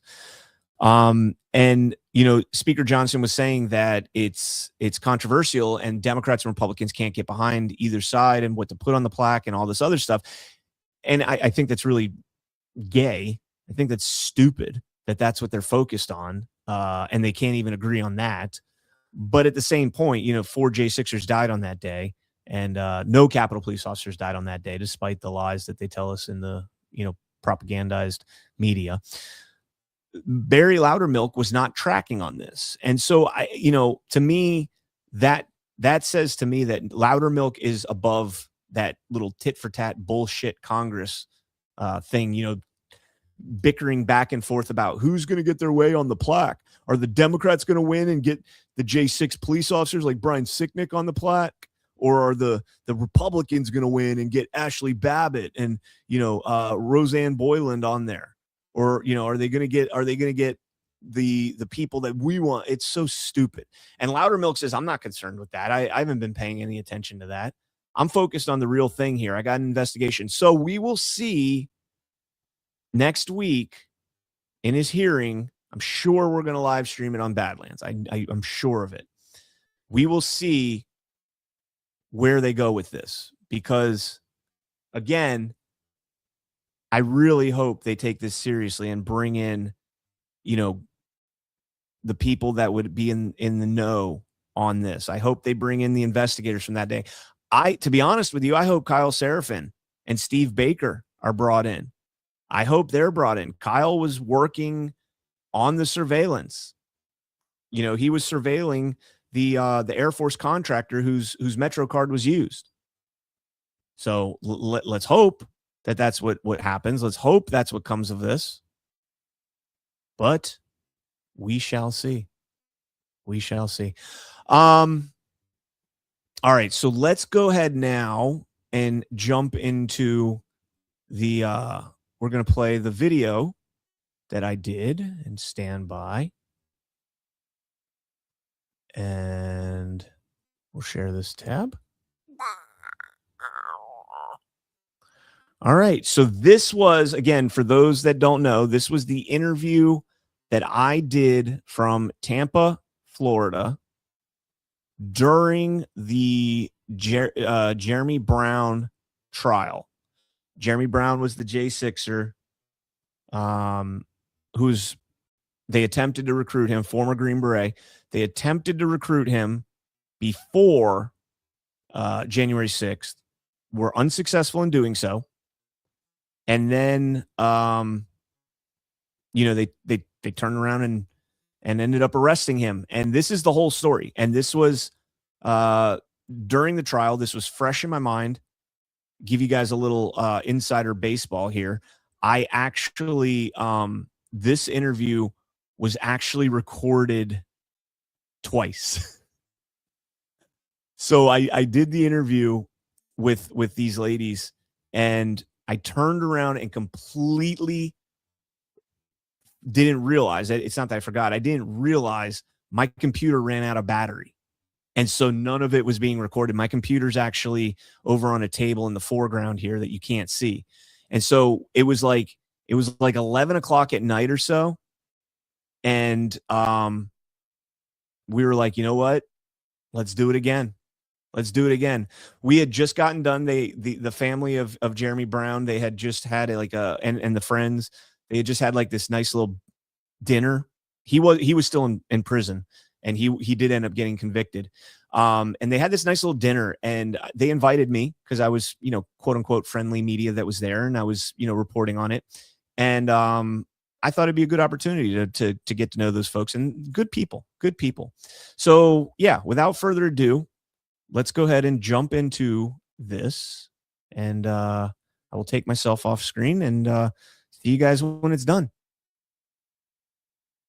What's up, ladies and gentlemen? Welcome to tonight's podcast. I am joined by two awesome patriots out here in Tampa, Florida, covering the Jeremy Brown. I don't even like calling it the J6er anymore because they won't talk about anything having to do with J6, but the Jeremy Brown trial that's taking place out here, the Great Patriot. And this is actually going to be our second shot at this podcast because I'm a dunce. And this is an impromptu, okay, guys? So I'm out here for the Gateway Pundit covering this trial, and I met these two lovely ladies at the trial, and they are very passionate about making sure that Jeremy Brown stays out of prison for a bunch of crap, to be quite honest with you. I hope you guys can listen to this podcast as we're going to dive really deep into the trial itself and what's going on. And keep in mind, folks, this is our second time doing this, so we are a little worn out, but we're going to make sure it gets done this time the right way. And Kathy is keeping an eye on the computer to make sure it's recording the whole time, and we're good to go. All right, so I'm going to go around the horn here and real quick introduce my guests for this. Well, I'm going to let them introduce themselves. Jennifer, go ahead and tell everybody who you are and where your podcast, where they can find you. Yeah, for sure. My name is Jennifer, and I've been running Jeremy Brown's podcast, the Freedom, Family, and Fairness Report, on Rumble for the past few months. So that's rumble.com/user/Jeremy Brown campaign. You can find us there, and that's daily. Further noted. All right. And my name is Kathy Chamberlain, and I actually, for the past 4 years, I've been touring the whole state of Florida, speaking about the dangers of socialism coming to our country. I wrote a book that is The Counter to Rules for Radicals, Saul Alinsky. And through that and through writing articles and what have you, I started a podcast, and that's how I ended up meeting Jeremy Brown in June of 2021. And that brought me here. Very cool. Now, I want to go and start this and just kind of give an overview of how we got into the situation that we're in right now, just for people that may be listening to this for the very first time. So, Kathy, if you can, just take, a couple minutes to explain, maybe going back to December 2020, the Jeremy Brown story, so to speak. Well, and I heard it for the first time, of course, on my own podcast, but 6 months prior to the time I had him on my podcast, he was visited by the FBI here in Tampa, Florida, on December 20th, and 2020, 2 months after the election was stolen. And Jeremy's, like a lot of us, was quite upset about it. And so he ended up contacting the Oath Keepers just to kind of join some group that felt the same way he did. And about 2 weeks later, the FBI came knocking on his door. They tried to recruit him to become an informant against the American people, a spy, basically. And he understood where they were coming from because he's a 20-year retired Green Beret, twice awarded the Bronze Star, 4 times deployed to war zones for us. And he recognized what was going on, and he ended up recording the entire conversation with their permission, as they basically offered him. You can hear on the tape where the FBI says, "Oh, you can make a lot of money by being an informant." And he refused, but recorded the whole thing. So he ended up going to D.C. on the 6th, like many of us, and never went inside the Capitol. But he was there as a volunteer detail for one of the speakers. And so no real event occurred there. He went on then for another month or two. And when he heard Christopher Wray of the FBI director speaking in front of Congress, testifying that, no, we don't use any FBI informants in our organization. He knew that to be an outright lie. And so that's when he really went on the offense, and he started exposing them with his recording everywhere he could get on, every podcast he could. And so that's when in June, I met him for the first time, and he came on my podcast. I was just blown away by his story and by his courage, really, for fighting for our constitutional rights. And he ended up throughout that entire summer going on every podcast that he could. And on September 30th of 2021, the FBI task force surrounded his home in Tampa with about 20 agents. They conducted a 5.5-hour search. And what we know today to be true, they planted some evidence. They threw him in jail. He's sitting in maximum security prison in Pinellas County, right here in Tampa Bay area. And he's been there for over 425 days. So that's where we are today. You know, I want to bring something up that we didn't talk about in the first podcast, and just a side note kind of thing. You were talking about other informants, and I was going to make a joke that they didn't have any other informants. Jeremy turned him down. He was the only one that they asked, right? But we go back to Ray Epps and, you know, whether or not Ray Epps was an informant. Sure, in hell, it looks like he was to me. But you want to talk about journalism. Do you remember a few months ago when New York Times did an interview with Ray Epps? Do you remember this? Yes. Did you read that article? I'm trying to think of the details on it now. Why? There are no details because the whole article, they talked about bragging about sitting down with Ray Epps for a whole day. And I think they had 2 quotes in the whole entire article. They interviewed this man for a whole day. Yeah. And they only put 2 quotes from him in the entire article. Well, you know, one thing we didn't talk about the first time around too, which is really important. Jeremy was reached out to by quite a number of other special forces guys who told him they were approached as well. He's never been able to actually get them on record, but this is a strategy that they're using.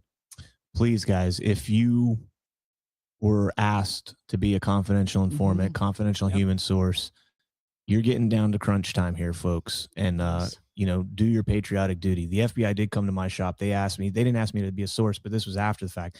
But they did ask me to roll on as many people as I could as far as who I knew that was in J6, in DC on January 6th. And I didn't know anybody. I went back to my hotel with the 2 people that I came with, and that was all I knew. So that was a done deal for me.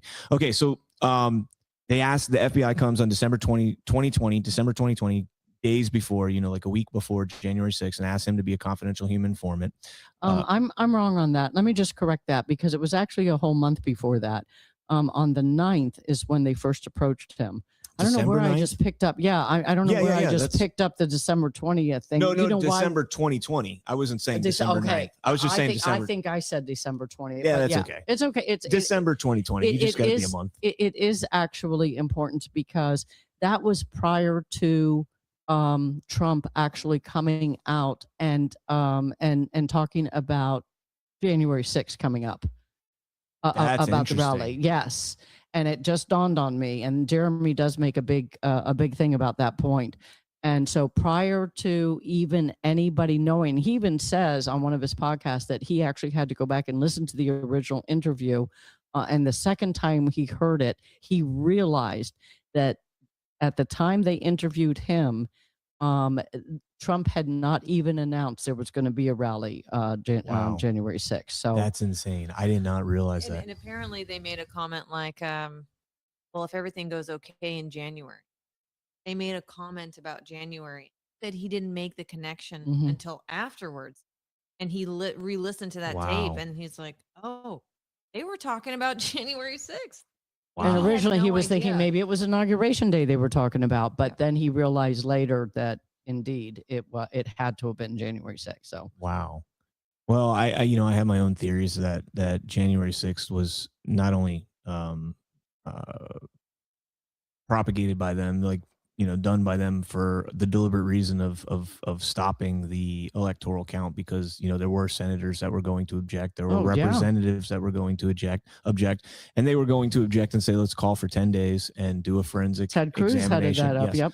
And from what I'm being told from people that I know, there was evidence that they would have had at that time that would have warranted them not certifying that at that time. But that's neither here nor there. Yeah. We're gonna focus on Jeremy Brown in this podcast here, and I want to move. We know that he was asked to be a confidential informant, and then from there he is eventually arrested. The FBI comes to his house almost a full year later, close to it, about 9 months later.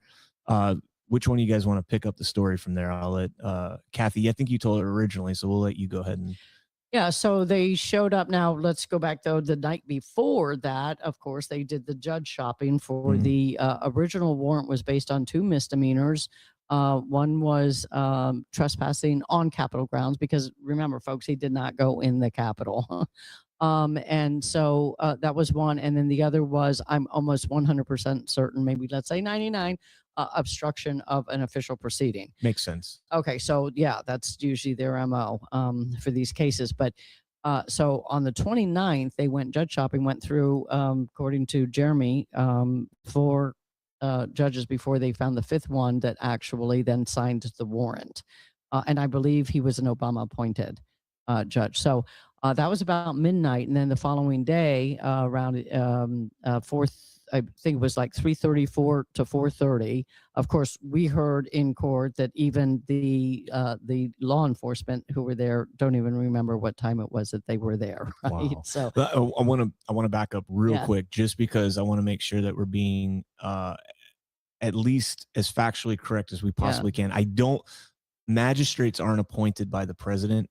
Magistrate judges, I believe, are appointed by Congress. I think that's part of that act. okay, well, that's interesting, because I do know that Jeremy did tell me that it was, I'm almost positive, an Obama appointed judge. Okay. That signed off on that. But that's something that can be factually checked. I could be wrong later. about the appointment. I could.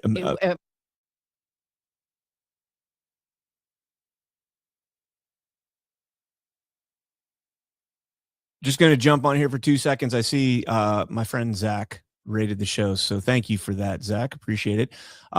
We are doing we're playing the Jeremy Brown interview. This was from Tampa, Florida, in the Middle District Federal Court, covering Jeremy Brown's trial. This was during the trial. I was there in person. These 2 ladies were there in person with us in the courtroom, and we're recapping this story as kind of a, since yesterday was January 6th, I didn't want to do anything yesterday because it would have gotten absolutely crushed, because everybody was doing something J6.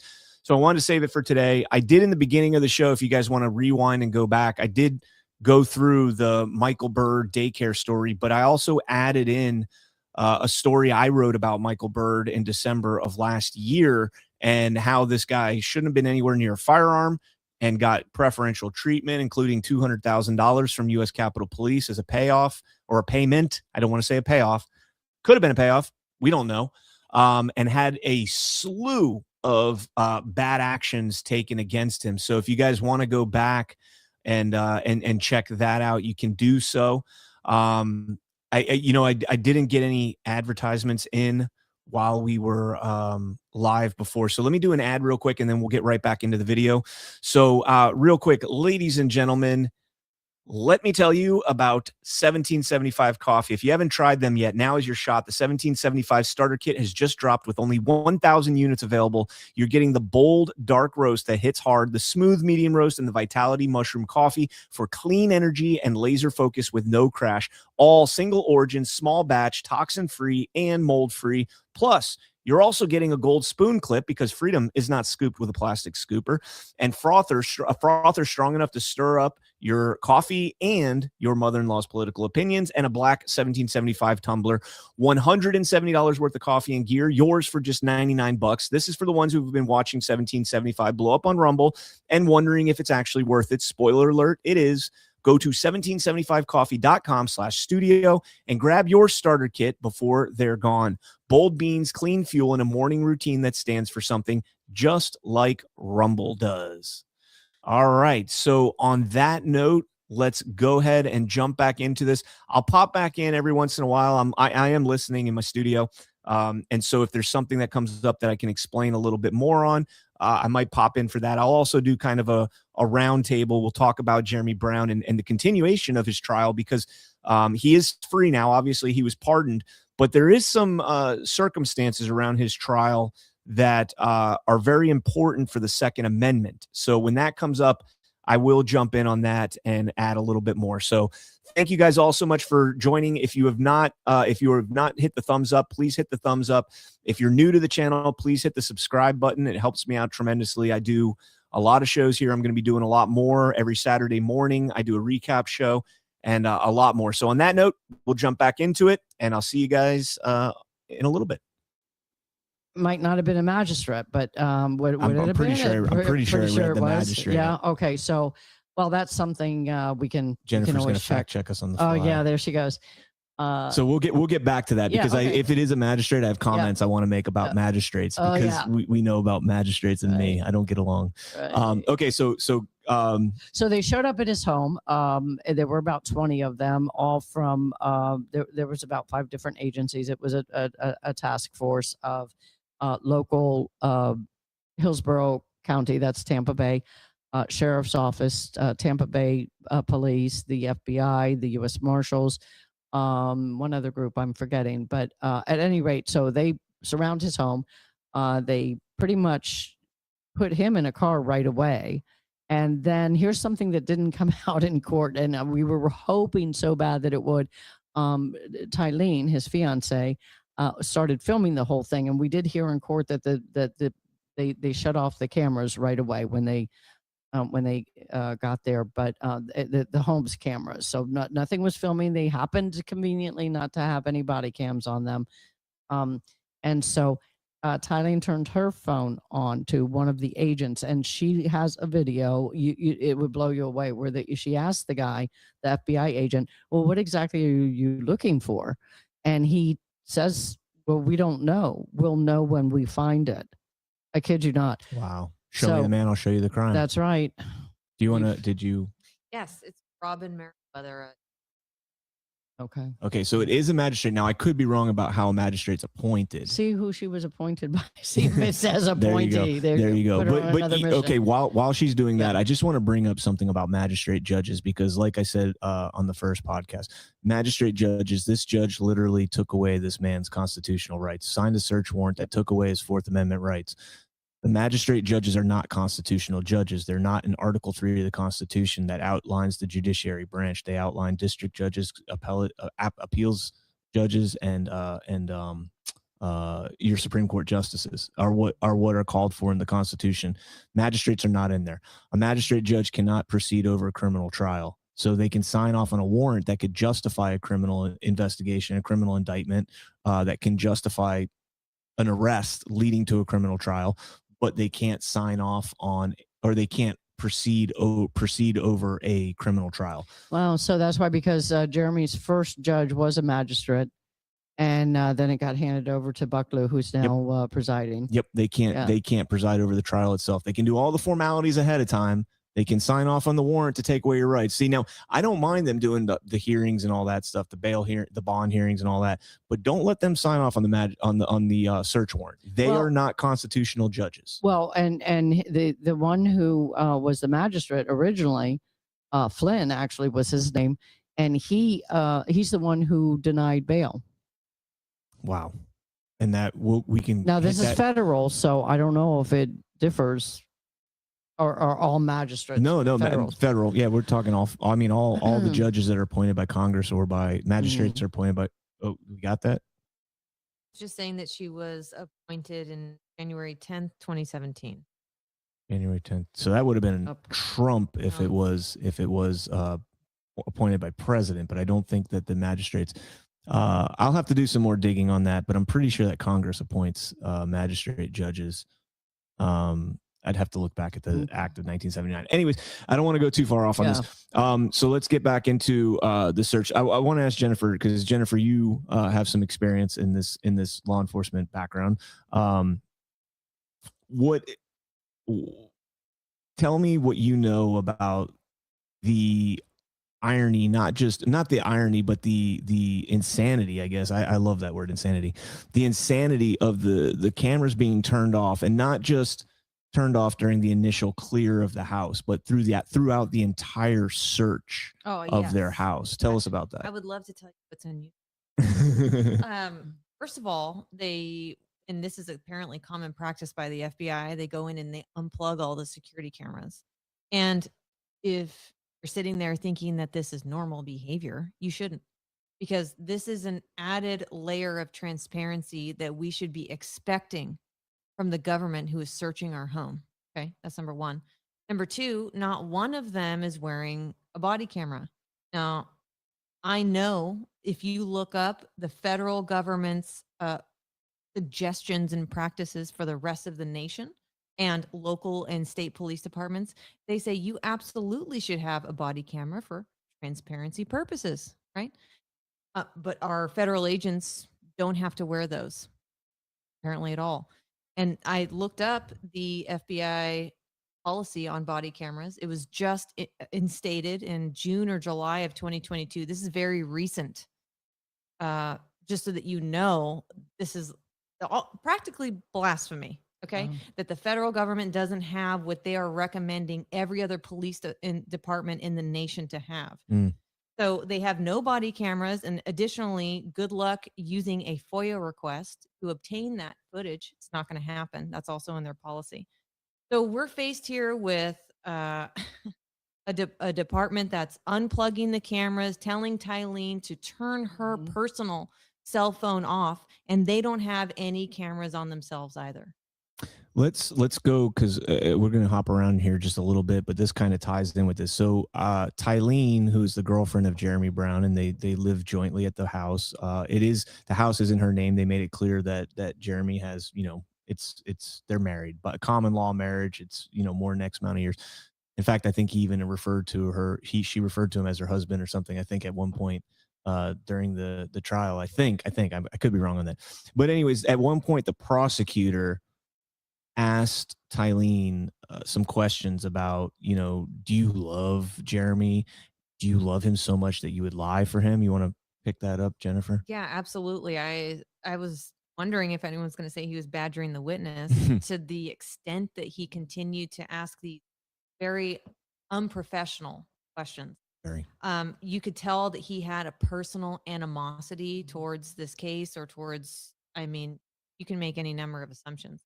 But it's very clear that he was trying to gain a response out of Tylene, and he would continue to ask questions repeatedly, even if needed, until he got that question. And he was insinuating over and over again that she had lied. And this comes back to when the first two agents came to his house, December 2020. And she had been expecting the AC repairman to come at that time. So she answers the door. Before she answers the door, she tells Jeremy, hey, the AC repair guy's here. And she opens the door. These two male figures come to the door. And that's important for me to say, because they did not arrive in government labeled vehicles. They came in undercover cars. Okay.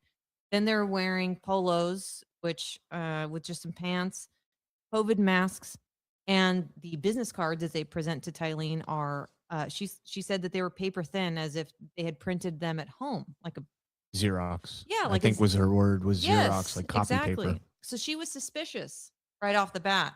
And she's been, with Jeremy Brown, who's been working in counterintelligence and unconditional warfare for the past 20 years. They've had people come to their house that are either, how do I want to say this? Transient individuals or people who are on drugs have come to the front door before. And so she's suspicious of these people coming. And yet the prosecutor continued to badger her and state that she was a liar. Yeah.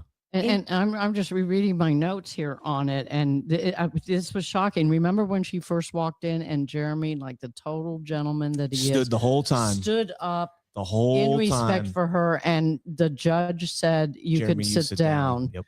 But here's another thing that I forgot about. He asked her age. Yeah. What was Yeah. that? But wasn't that Roger that? No, No. You're This right. was all- It was the prosecutor. It Yeah, was. Yeah. And No, it was. you No, guys- hey, you know it was what? I Roger. it do was have Roger. It next was to this. Roger that Why asked his did age, Roger do and he that? laughed That's what about it. I think. I don't know. Okay, But so- he did laugh at that. and then he said to her, "Are you nervous?" And she said, "I'm confident." I'm confident. Yeah. That was a great Yeah. answer. Very good. Yeah. Very So good. she said, "I've never been in federal." Yeah. So, all right. So the agents come to the house. They turn off the cameras. Their body cam footage isn't working. Apparently, it's always inconveniently not working, or Well, they they just didn't even don't have have them. them, or they Right. just don't have them Mhm. when something like this is going on. So they start searching the property, and you have this this detective from Hillsborough County Sheriff goes into the RV. And he's the guy that came on scene. He testified on Tuesday that he doesn't know what time he arrived there. The defense attorney Roger asked, "Do you know if it was morning, evening, whatever?" And he said, "I don't know." So he Yeah. just didn't even know. Like apparently, I don't know if he was on a bender the night before, and he Yeah. just didn't realize what He time couldn't it even was. get close. Can I say one thing? Go here? for it. When I go to testify in court as a police, I review my report, Mm. okay, and then I memorize all those dates and times, Mm. names. How did I search this person? Where did I search? What did I find? What does that look like? Because I don't want to look like this person looked in court. Yep. Okay. Just And he wasn't the only one that they called. Yeah. There were a couple of them that were like, "Well, I have no idea. I really Yeah, don't know." the ATF guy I think was the other one that didn't Yeah, I really think there remember were the at time. least two. He at least said it wasn't dark yet, but it was getting dark. Right. I think he Did- said did- something like did that. these guys write supplemental reports? 'Cause- Well, when you have to think on the fly, sometimes you panic when you get a That's question so that you're not true. expecting. Everybody should know in a case that's high profile like that, you should know within an hour of what time you arrived. Yes. Mhm. Within 5 minutes, really. But Well, anyways, especially because they went through so much of the evidence with photographs that are Right. time stamped, and so that is relevant. right, and you've been looking at it the whole time. So he goes into the RV and comes out. I'm assuming almost immediately, and he's like, "We've got grenades. We've got grenades in here." And so, does anybody go in to verify? No. I mean, I understand that you can't because it's SOPs for explosives and all that. So there just happens to be a Tampa PD Mhm. detective on scene who is a Explosives. bomb tech, Yep. right? Mhm. And so he goes in. They give him the camera, which was kind of strange to me that the FBI is handing the camera over to Tampa PD to go in there and do that. I don't know if that's standard. I mean, usually, even when you have state and federal collaboration like that, it'd be kind of strange to hand over your equipment to another. Like if I'm doing a joint operation in the Yes. military if I'm doing a joint operation with the Army, I would never go to the Army guy and be like, "Hey, take my shit." Yeah. No, it don't work that Good way. point. It don't work that way. We got Yeah. all sorts of things. One more. Go I for just it. Got to say something.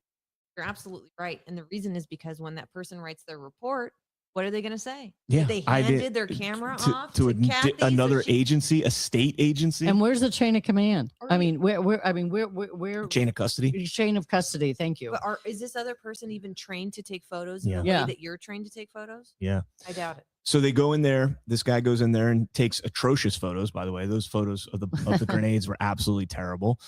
Ends up taking pictures of it in the grass, grenades just sitting in the grass. Which Jennifer, I know that one's got you like just irked out. Go ahead, you can comment on it now. It's like we're talking about grenades and DNA, okay, and fingerprints, and they literally put these two grenades onto the grass. Okay. So we have two dogs that are doing all their business on the grass. Who knows who's walked by on Animals, this grass? all sorts of animals. What is the proper procedure? You take those things back to a safe location where you can put them out on a table, whatever you need to do, measure them, take more additional photographs, detailed, write down everything. I mean, this should be a time where you're kind of decompressing, not in front of the house. Okay. And by the way, did anybody catch this? It just dawned on me. The guy who said that he was transporting them, he put them securely in an ammo box. Did you hear that? Wasn't that after they just got finished explaining how explosive and I thought an ammo 6 box. inches of concrete, 2 inches of steel, 2 inches of plywood. I mean, the way they made it sound, I've got ammo boxes at home. I wouldn't want a grenade in one of those. The way they explained them. An ammo box and an ammo can, who knows what they actually mean by that? The way it sounds to us, it sounds like one of those green ammo cans. Sure. And so to me, that's not safe. I mean, you're talking 1/8 inch steel, and that's not safe for a grenade to be inside of. But maybe they had something different. I don't know. Yeah. But let's get into the grenades themselves because Jennifer mentioned about putting them in the grass and all the DNA that could get picked up on it. Well, the grenades actually had tape around them, and here's something that not a lot of people might know, that tape is actually there for a purpose. You wrap tape around the grenades. It's like a safety for the grenade, because if you wrap tape around the spoon on it, which is what the pin holds on, it keeps the spoon from falling off the grenade, or even if the pin gets removed somehow, the spoon is still held in place by that tape. So it's kind of like a safety feature. Also, it looked like in the pictures, perhaps the duct tape was around the pin itself. So the pins have like a key ring, almost, like, so to speak, that you would wrap around your key. And that's what you stick your finger in and pull it out. Mm-hmm. And so the other place that you'll often put tape is around that key ring, so that it doesn't get hooked onto something and pull out while you're walking by. Like if you're walking in the brush or something, a tree limb doesn't get stuck in there, and pull the pin out, and all of a sudden the spoon comes off, and now you've got a live grenade. 3 to 5 seconds. Murphy's Law is always 3 seconds when you need it to be 5 seconds. And that's the reason for the tape. Now, that is something a military guy would know, but that's not something that anybody wouldn't know. A lot of Very people true. know that. So, don't think that, that's proof that it was Jeremy Brown's. No, not at all. What's proof that it wasn't Jeremy Brown's, or at least very suggestive that it wasn't, is the fact that they found a human hair, at least one human hair. I mean, did they tell us the quantity? I think they said 50 fibers, but they didn't I recalled that they found traces of human on the grenade. Also Right. found carpet fibers and pet fibers, and all that they took 50 samples from his dogs. Okay, maybe that was it. That's what remember I 50 remember samples. too. But then somebody else said, no, actually it was 50 tests that the one fiber went through. So I heard it the same way you heard it, though. Because the image went through my head. Oh my God, they plucked out 50 little hairs from poor Ranger and what's the other dog's name? Liberty. Liberty and Ranger. Yeah. So that just sounded painful. So anyways, they find all this stuff on the grenades. I mean, you would think that grenades have been sitting in an RV for a long period of time. Who knows where they were before there? Because Jeremy said that they were moved into there. I've got 2 dogs, and I think they're about the same size as Jeremy's dogs. And I can tell you right now, you can't walk 3 feet in my house without hair. If you actually go look at my wife's car right now, because on the drive from Fort Lauderdale to here, I took my shoes off, and the carpet, brand new car, it's got 400 miles on it. The carpet is full of dog hair now because the bottom of my socks were loaded with dog hair from walking in my house in my bare socks. And his dogs are Australian Shepherds. Oh, that's even worse. I've got a Malinois and a Labrador mix, and so that's even worse. So, but the point is, the FBI labs found nothing that tied the grenades back to Jeremy at all. They did find DNA. They did find. Did they find latent prints? No, because they called the 3 specialists: the latent prints, the DNA, and the fiber hair experts. I don't think they found prints, and they didn't. Yeah. Well, we won't get into the CD just yet. But so the other thing about the grenades is they talked about lot numbers.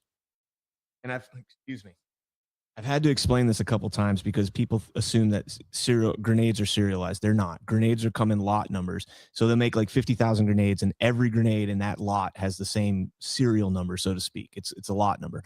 Now, if that batch gets divvied up and sent out to all different places, every time a place gets a grenade with that lot number checked in, it's documented. But our federal government doesn't document the date and the time that it gets to each location. So since they do for 6 years and 3 months, and then the records are destroyed. So since 1987, we have a list of where these grenades have been, but no idea when they were actually in that location. And I'm telling you right now, if the prosecution had any correlation between where Jeremy Brown was either on duty station or on deployment and the lot numbers on those grenades, and they matched, they would have brought that up. For Even sure. if the time didn't match. Hey, these grenades were in Fort Benning, Georgia, and so was Jeremy. Hey, these grenades were in Musa Kala, Afghanistan, and so was Jeremy. Never came up. They just talked about the lot numbers and how they don't have, the information, the times and all that stuff, which is, bizarre. And so now, what they're trying to do is they're trying to build a case that the grenades were planted there. And Jeremy said that he said they were planted there. Tylene said she was shocked to, hear about the grenades in there, that she believes they were planted there. And he talked today, Jeremy testified today, and in his testimony, he said that he knew the FBI, or he thought, in fact, he told you, Kathy, that he thought the FBI was coming on that definitely. day. Oh, yeah. He was pretty darn sure. I was there at their home the morning. They came, I think they came around between 3:30 and 4:30 is the number I keep hearing the time. But I was there at about 11:30 for about maybe a half hour or so. And he told me then that they had called him in the morning, and I said, are you worried about it? And he goes, they'll probably show up. So he knew. So he knew, and you're telling me the Special Forces operator, 20 years, didn't think maybe I should go remove that classified CD and the grenades that are in my RV. How easy would it be? He has a pasture in the back of his house. Right. How easy would it be for him to bury those things? Bury it, put it at a friend's house, anywhere other than in the RV in your flak jacket. Okay. Yeah. So, right. It's just, Conveniently. which by the way, he didn't have grenades on J6. So it's funny. I guess he picked those up. But he did have scissors. So there's actually a spin for you right there. So the guy, they tell us this was an insurrection and everything, and you're telling me that Jeremy Brown had grenades and he didn't bring them to the insurrection? What the hell was he thinking? We could have used those grenades, right? If it was such a bad insurrection, and I'm being completely sarcastic, folks. Obviously. I'm not. I was there on J6. I did not go to the Capitol, but I know that it was not an insurrection. Nobody's been charged with that. But my point is that if the guy did have grenades and this was an insurrection, why didn't he bring them? Yeah, why didn't anybody bring a gun? Except that part of his, part of what he is worried about is what they're going to try to tie him in with, because he is an unindicted co-conspirator in the whole seditious thing with the Oath Keepers up there. Did you know that? No. Yeah, he's named in that whole thing, and but what they've been trying to say is that he transported dangerous weapons or what have you up to DC, only to Virginia. Actually, didn't bring them into DC because they left the RV outside there. So he was seen wearing the same chest rig, they called it, but that vest. On January 6th, you see many pictures of him in that pose, right? That's, I'm pretty sure, is the same chest rig, isn't it? It looks similar, yeah. It looks similar. And so are they trying to make it as though he did bring those grenades up there? Is that why they planted them? But he has been telling me from day one they were planted.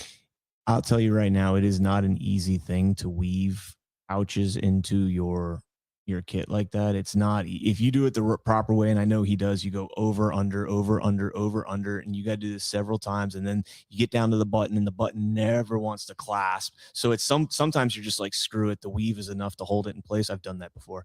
The weave is enough to hold it in place, and so you don't even snap it in. You just weave it through, and you're like, it'll stay. And then you're walking on patrol, and it's flapping up and down while you're on patrol. But anyways, the bottom line is, he didn't have those grenades. I don't think he had those grenades. No. So I don't believe it for a so second. let's move on to the CD. All right. So now the other thing that they found was this alleged CD. All right, and this CD accounted for, I think it was counts. So let's break down the counts again. Go for it. Okay, so 6 through 10 are national security information classified as top secret, secret, or confidential. And we know after this trial that they were all secret designation. He had unauthorized possession of, access to, and control over documents relating to national defense, willfully retained the documents and failed to deliver them to the officer or employee of the United States entitled to receive it as specified in each count below. That's count 6 through 10. So 6, Threat frequency report, combined explosives exploitation cell, Afghanistan, dated October 13th, 2004. Count 7, IED incident report, EEX, and addendum, dated 5. Count 8, fighter device testing procedures and results, dated November 4. Count 9, fragmentary order, dated January 14th, 2005. And count 10, the infamous count 10, the trip report, dated September 1st, 2011, and attachments. Whose phone is that? That might be mine. I think it's yours. So count 1 through 2 are firearms charges. Count 3, 4, and 5 relate to the grenades.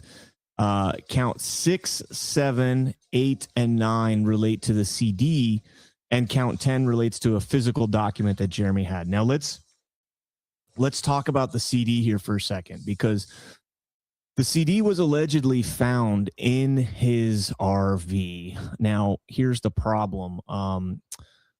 Elisa Gonzalez is a FBI staff specialist in Tampa. Well, she's now in Huntsville, Alabama. I don't know if that's a good thing or a bad thing, if that's a They duty. were all from Huntsville. Did you notice that? You know, that was That's I strange. wrote that, and I actually double underlined it because that was interesting that they all either came from there or Mhm. went there. Now maybe it's, I don't know, maybe they have a training facility there or something. I don't know. But anyways, she goes in there, she's taking pictures. Now her job as a staff specialist is to walk side by side with the photographer.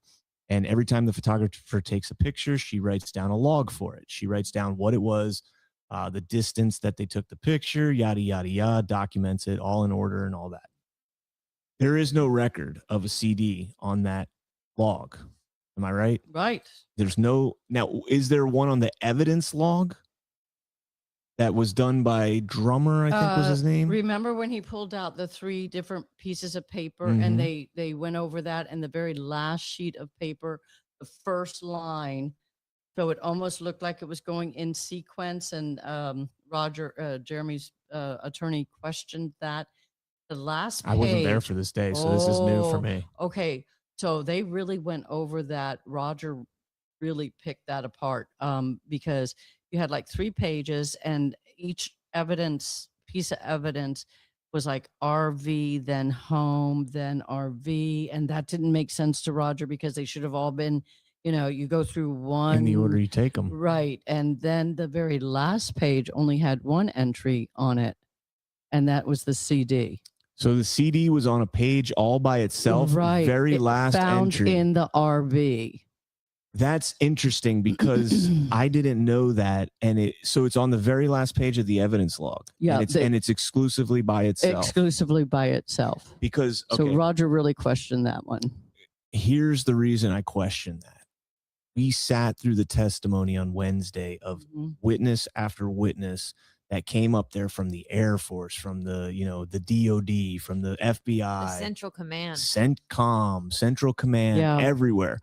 And they sat there and they told us that classified documents marked secret are imperative. They could be detrimental to nation security and all this other stuff, and how bad it could be and all that. It's really not that bad. I mean, look, I understand it is bad, but you or I would look at it and be like, what the hell is this? It's Can I ask you a question? Yeah.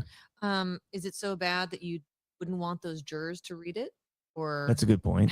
Yeah. That's a good is point. it all good? But so here's the Were crazy. you there when they talked about the IEDs though? And Yes, yes, okay, because yes. that's apparently the big national security Yeah, and problem. that's a joke for me because the entire cruise system, the Thor system, all the systems we use for jamming frequencies suck, and they don't Wow. work. They don't work. Wow. They don't work at all. Okay. I mean, we would literally be jamming with our because it sure sounded good when they were talking about it. we'd be jamming with our Thor system and be talking on 153 black walkie-talkies, Motorola Wow. walkie-talkies, and we're like, has anybody thought about that? We're sitting here talking on these two-way radios. They're non-crypto, so they when we're on squad, inter-squad comms, we would use non-crypto, and so we'd be talking on them, and we're like, why are we being able to talk on these with that thing behind us? Why are we carrying this 80-pound brick that's supposed to be jamming frequencies, but we're talking on a frequency? That doesn't make sense.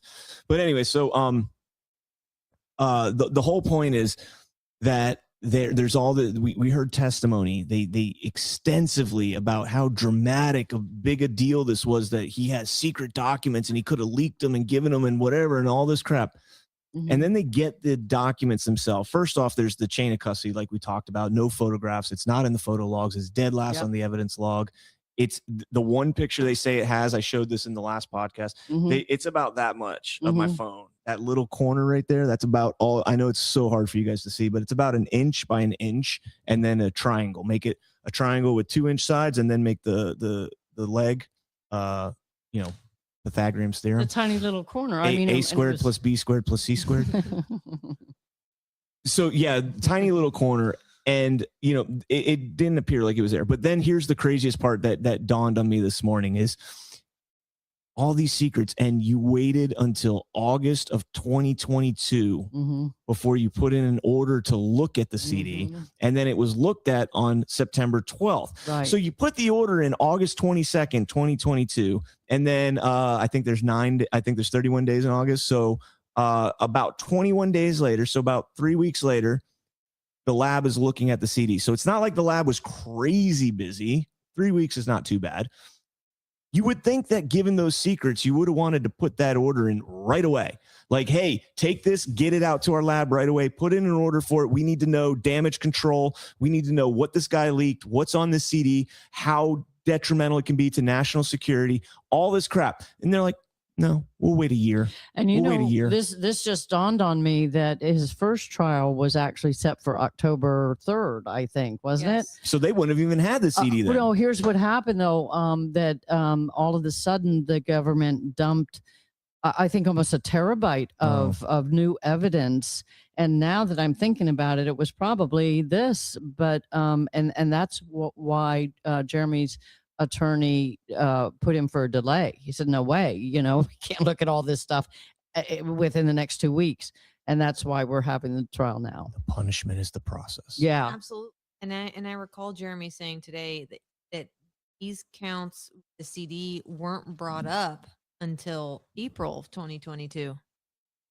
You recall That was me. Oh, yeah. well, okay. Was it about the CD though? I think it was about the secret stuff. They started doing the superseding indictments back in April, but a lot of that had to do with the secret documents. I'm not sure when the CD itself entered the picture, but because I was so did they look at the CD before August 22nd? Because I have no idea. I mean, to me, that guy came up and testified about it and said, yeah, the first thing I do before I analyze a CD is I make a copy of it. So wait, if that's the first thing you do and then you use the copy so you have the original in its original form, you're telling me, so if they did look at it before that, you mean they looked at it before that without doing it on a copy? They looked at the original? Well, that's a great point. They looked at the original? I mean, the chain of custody's kaput after that. It's done. Right. So they had the date had to have been August 22nd for the CD, 2022. 9/12/2022 is the date. Now, what people that may not be familiar with this case need to realize is that the government did some really shady shit with this CD. And when they realized they didn't have a picture of it, they took a picture of it. And there was no timestamp on it. It was on a desk on a table that did not match any tables in Jeremy's house or in his RV. And they tried to pass that off, and I think they got caught, and they came out quickly, and they're like, this is at FBI headquarters, or, this is in FBI's possession, this picture. That's why there's no timestamp on it, which still there should be a timestamp. Why the hell is the FBI taking any pictures without a timestamp? It's not a hard feature to turn on your camera. It should be on automatically in every camera. Well, and then again, if they had body cameras, there'd be no question as to when Once and again. what time these things. Right. And they testified about that too. And did you notice when Roger told the guy, it was the Tampa Bay, the bomb tech, they were asking him about it. I think his name is Stevens. They were asking him about it. And Roger was like, he said, well, they turn off the cameras to protect them from going in the house and not knowing who's around the corner and all this crap. And he told Greg, he's like, or Greg, I think his name was Greg Stevens, but he told the detective, he said, yeah, but Jeremy and Tylene were already outside of the house. You knew they weren't in the house. And he was like,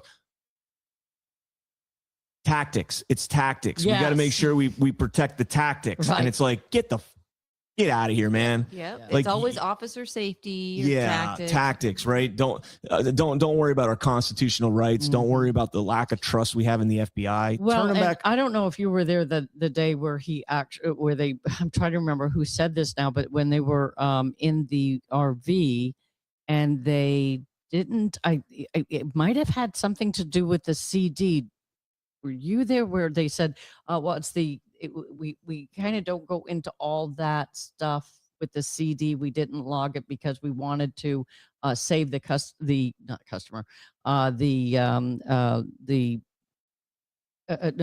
Tylene and Tylene, I guess, her time for the convenience. Were you guys not there when they talked about that?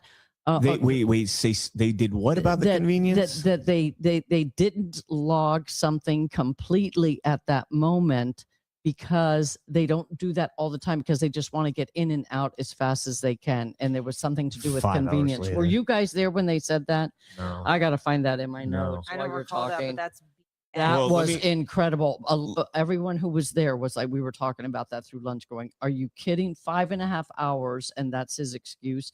And I'm trying to remember what it was that they didn't log, but go ahead. I'm seeing a lot of shoddy police, Yeah. and that's what it is at the end of the day. That's what Mhm. we need Yeah. to all understand here is that I mean, you shouldn't really need to have, let's say that they didn't have cameras.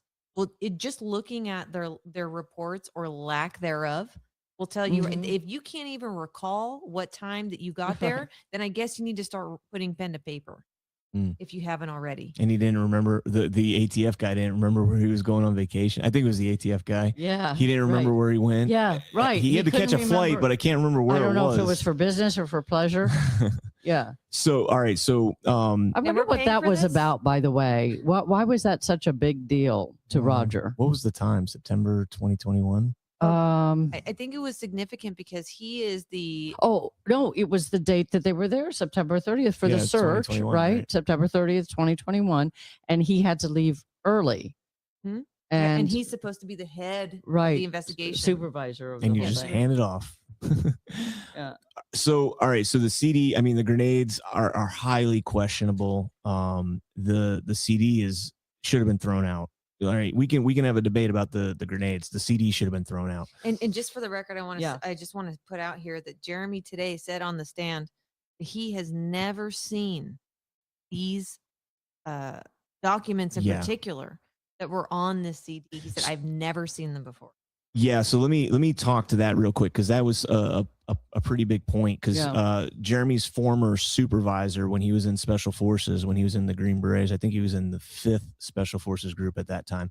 But his former supervisor came in and testified against him. And by the way, Blue Falcon, that's a term in the military when you're a scumbag that rats out your other guys. I especially remember like you this. said Yeah. that, and I didn't know what it meant. It's that like I'm not saying that, you don't, if somebody did something really bad, you dime them out, but you don't do it like this guy did, and you don't do what this guy did, because I mean, this is pretty clear. This is pretty clear cut. So anyways, he's up on stand and he's testifying about Jeremy so Jeremy went to Afghanistan in 2005. It was 2005, January, to participate in the recovery of Bo Bergdahl. And, a lot of people had a lot of animosity about that instance because a lot of people died that didn't need to die for somebody that we probably didn't need to go out.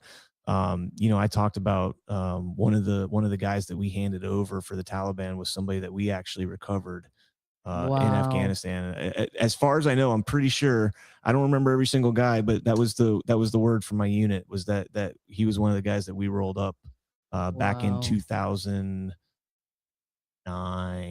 No, it wouldn't have been 2009. No, wait, maybe it wasn't. Yeah, we handed him over. I don't know. I can't remember. Maybe it wasn't Bergdahl. Maybe it was another transfer. But anyways, the reason that this guy was testifying, he was talking about specifically the time that Jeremy deployed, and I think they used the date he deployed on January 19th, and they said, well, that CD was created on January 22nd, and so they thought they had like a slam dunk. And then Jeremy got on the stand today and was like, whoa, whoa, whoa, whoa, whoa. January 19th doesn't mean that I got there on January 19th. It means that's when we started. Right. And even then, it's a ballpark figure. It could be off by a couple of days. But that's irrelevant when you consider the fact that just leaving on the 19th means that that's when we begin our process. Once we even land in Afghanistan, which that could be 2 or 3 days in and of itself, then from Bagram we get pushed out to our FOB, to our whatever base we're But I mean, this whole process could take a week or 2 weeks, and they're sitting there saying that within 3 days of his orders of the 19th, he was in country and already accessing SIPR and the JWIC system, which is not logical. It's not logical at all.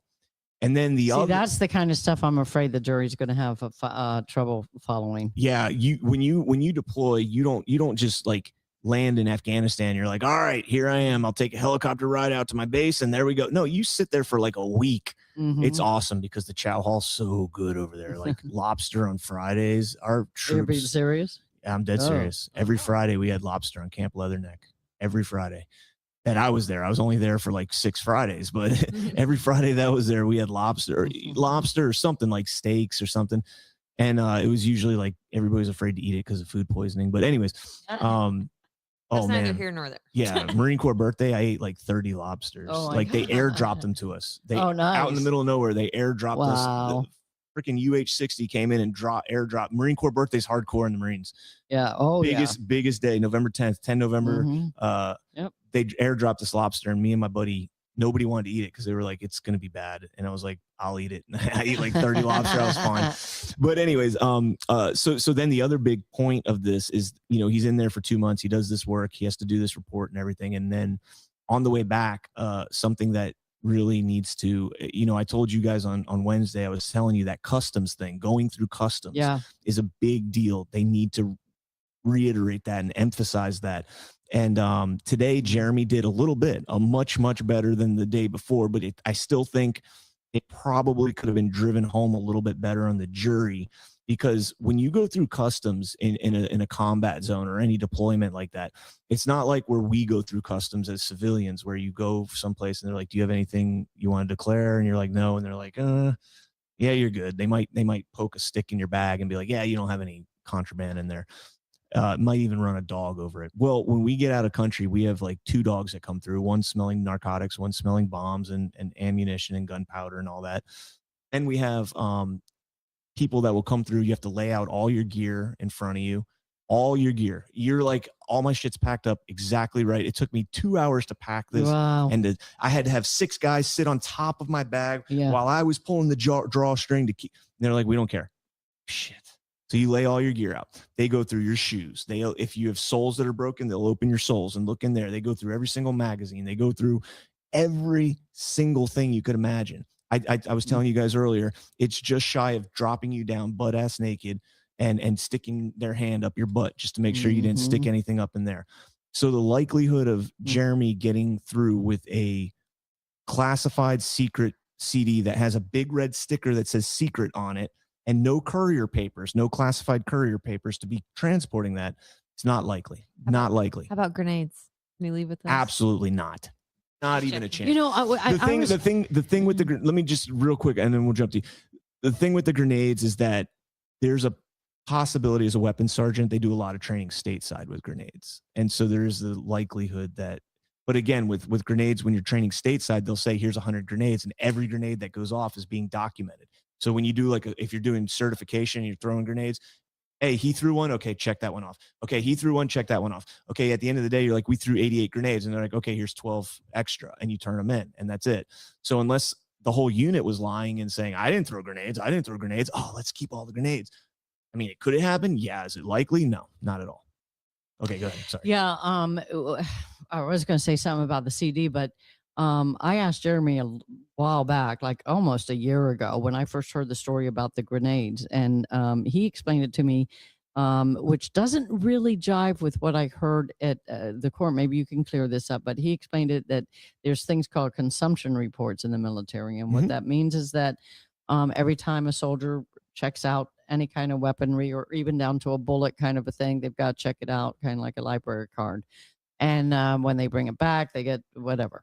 And he said that the last time that these particular grenades, because they did a trace back apparently, the FBI did, and told his attorney the results were that the last time they were ever checked out was 1987 in Germany. No, that's when they were made. No, this is what he told me. And I said to him, well, were you in Germany in 1987? And he started laughing. He said he wasn't even out of high school. So I don't know where the disconnect is there, because what I heard here in the trial is that they come in planks, but what they call them? Pallets. Pallets. Yeah. Thank you. And they're not really checked out individually. No. It doesn't sound like so. So I'm not sure what I got wrong in that. Well, what would make sense to you? Well, they said the one guy, I think his name was Pierce or Priest. Priest. Yeah, he testified, and he's a DOD contractor that Mhm. deals with that kind of stuff. And he had said that those grenades were made in Germany in 1987. So Right. maybe So- that's what they meant. Because Yeah, I know, but since then, I mean, it's been to Afghanistan. That lot number has been to Yeah. Afghanistan. It's been to. I was looking at the list, and I recognized Ramadi. I recognized Al Anbar. Iraq was on there. I think the Right. 175th Stryker Brigade was on there. So I recognized all these units, but Yeah. I'm wondering if anybody went through and saw if any of those units or locations correlated with anything that Jeremy had done. Mhm. And if they did, then we really need to dig into the dates, because if you can put those two grenades, if you can put the grenades in Jeremy at the same place at the same time, that's pretty incriminating. Right. But if you can't do that, there's no shot in hell that Jeremy Mhm. saw those grenades, unless he bought them on the black market in the Army. And there's, to Well, my and knowledge, here's the there isn't a other- big market. And for that. here's the other question somebody brought up to me is that, okay, for example, Desert Storm or what just happened in Afghanistan, where we leave so much arms behind. It's like, where does that turn up, right? And Ukraine. hold on, in a special forces RV in his chest rig. Okay, so that really is a cause for concern. Are they using them in those ways? Of course, we know they probably are. Did you catch when Priest or whatever was talking about category 1 weapons like javelins and stingers, and he's like, those are individually serialized and those are accounted for? Yes. And then did you catch his comment there? Well, He's like the ones we're selling to Ukraine right now. And then I was just like, oh, I'm thinking in my head, who said that? Priest. Oh, wow. And I'm thinking in my head, I'm like, oh, so you I mean must have missed those that should one. probably be accounted for? You mean like Yeah. they're serialized so we know Right. how many we sent over there and who they went to and where they went to? And Priest He- was which? What The was Army investigator that deals with explosives. Okay. He testified on Wednesday early in the morning. Okay. He's the right. one that talked about the lot numbers and all that Yeah. stuff. Oh, So okay. I thought that was really interesting that he took a shot like that. Somebody else took Yeah, a shot yeah. at pulling out of Afghanistan. I think it might have been Brown, the other Wow, Brown. Yeah. I think he might have taken a shot at that, at the way we pulled out. Okay, so now we talked about the grenades. We talked about the CD. Now we got to talk about the most disgusting count in the whole thing. And I mean, they just Roger straight up punked prosecution today. Just straight up punked him, because everything he's been saying over the last several days, or the last 2 days, about, we talked about this, the prosecution was bringing up guys that were testifying to how bad these classified documents are and all this stuff. And every single time Roger was saying, the only thing he would say is, can you tell me if that was a draft or a final copy? I Yeah. can't really tell. Well, how can you tell if it was a draft or final copy? Well, I can't, but either way, it's still classified. And he's like, oh, okay. So he's like, you could write a draft. In the last podcast, I explained it like this. If I write Jennifer's name as a draft and then the final copy says Jennifer, then obviously they're both the same. So Jennifer and Jennifer are the same. But if I'm just trying to see how to make a J and I write Jackie and then I write Jennifer as my final draft, and I'm like, okay, now I know how to make a J. Let me write Jackie or Jennifer when I wrote Jackie before. It's not the same thing. Yeah. Jackie's not classified. Jennifer is. And the reason for that, as we learned in court today, was because what is classified is information, the human Right. intelligence factor. So you want to keep my name out of it. Well, Jackie doesn't exist. Mm. Jennifer does. Jackie doesn't. So this was the whole crux of the argument today regarding this document, number 10, this trip report. And so, I mean, I guess to spill the beans here, Go for it. It's just that. So basically, Jeremy is saying that he was writing a draft, and this draft was to the point that 1, his signature was not on it. 2, he didn't use actual information from the mission or the trip in this document. He was just merely using it as formatting while he was in transit overseas, going from one place to another, trying to get ahead of his work.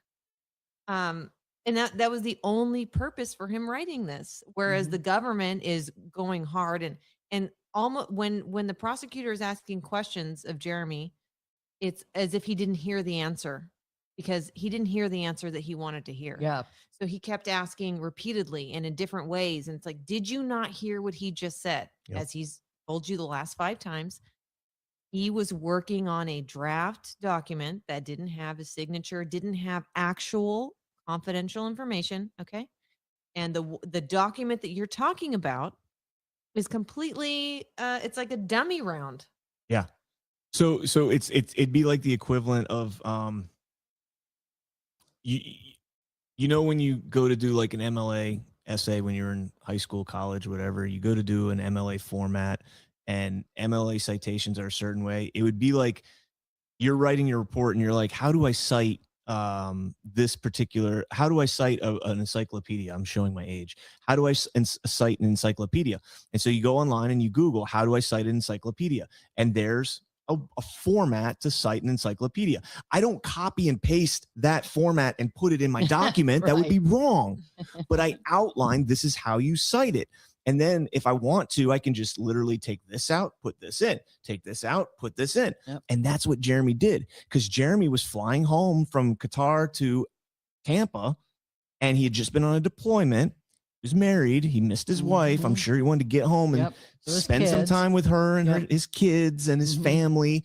And he didn't want to sit there and do paperwork. So he said, let me see if I can cut some of the red tape and the time that it's going to take me. And I'm going to format this. That's what he calls it, a format draft. Yep. He formatted his report. There's no classified information in it whatsoever. And this is where people need to be in trouble. I'm going to say it. Did you notice how, though, that the prosecutor, it almost seemed like he was slowly understanding the massive mistake that had been made. Yep. And yet, even after that, he continued on with the way he was going to wrap it up. Yep. Even realizing, I think it was just sinking in. We call that code black. Cooper's Code Black. Yep. So yeah. So, he's flying back. He wants to do this document. And the whole time that they were asking the questions, today, there was somebody, I think, that testified about how names are put into these documents, and they're not put in like as their real names, informants and all that stuff. They're not put in there as their real names. They're put in as numbers. And I thought that was really interesting, because I think Roger somehow alluded to the fact, well, did you check the numbers to see who those people are, from the reports? And to kind of expand upon this, the prosecutor said, well, there still may be some classified information that you wrote in there, like trying to cover his own ass. And Jeremy's like, yeah, there may be. You should probably check that out. You're sitting here, you're charging me for this. You're ready to lock me away for 10 years or whatever it is over this document. And you didn't even check the original to see if the document that I had matched the original document. And that was something he asked. Yes. He asked, what was the other guy's name? Goodwin. Are you talking prosecutor? No, the prosecutor's witness. It was the black guy that testified about the documents. The colonel Doran. or something, or what? Doran was. He was the one that testified about classified documents and going through them and all that.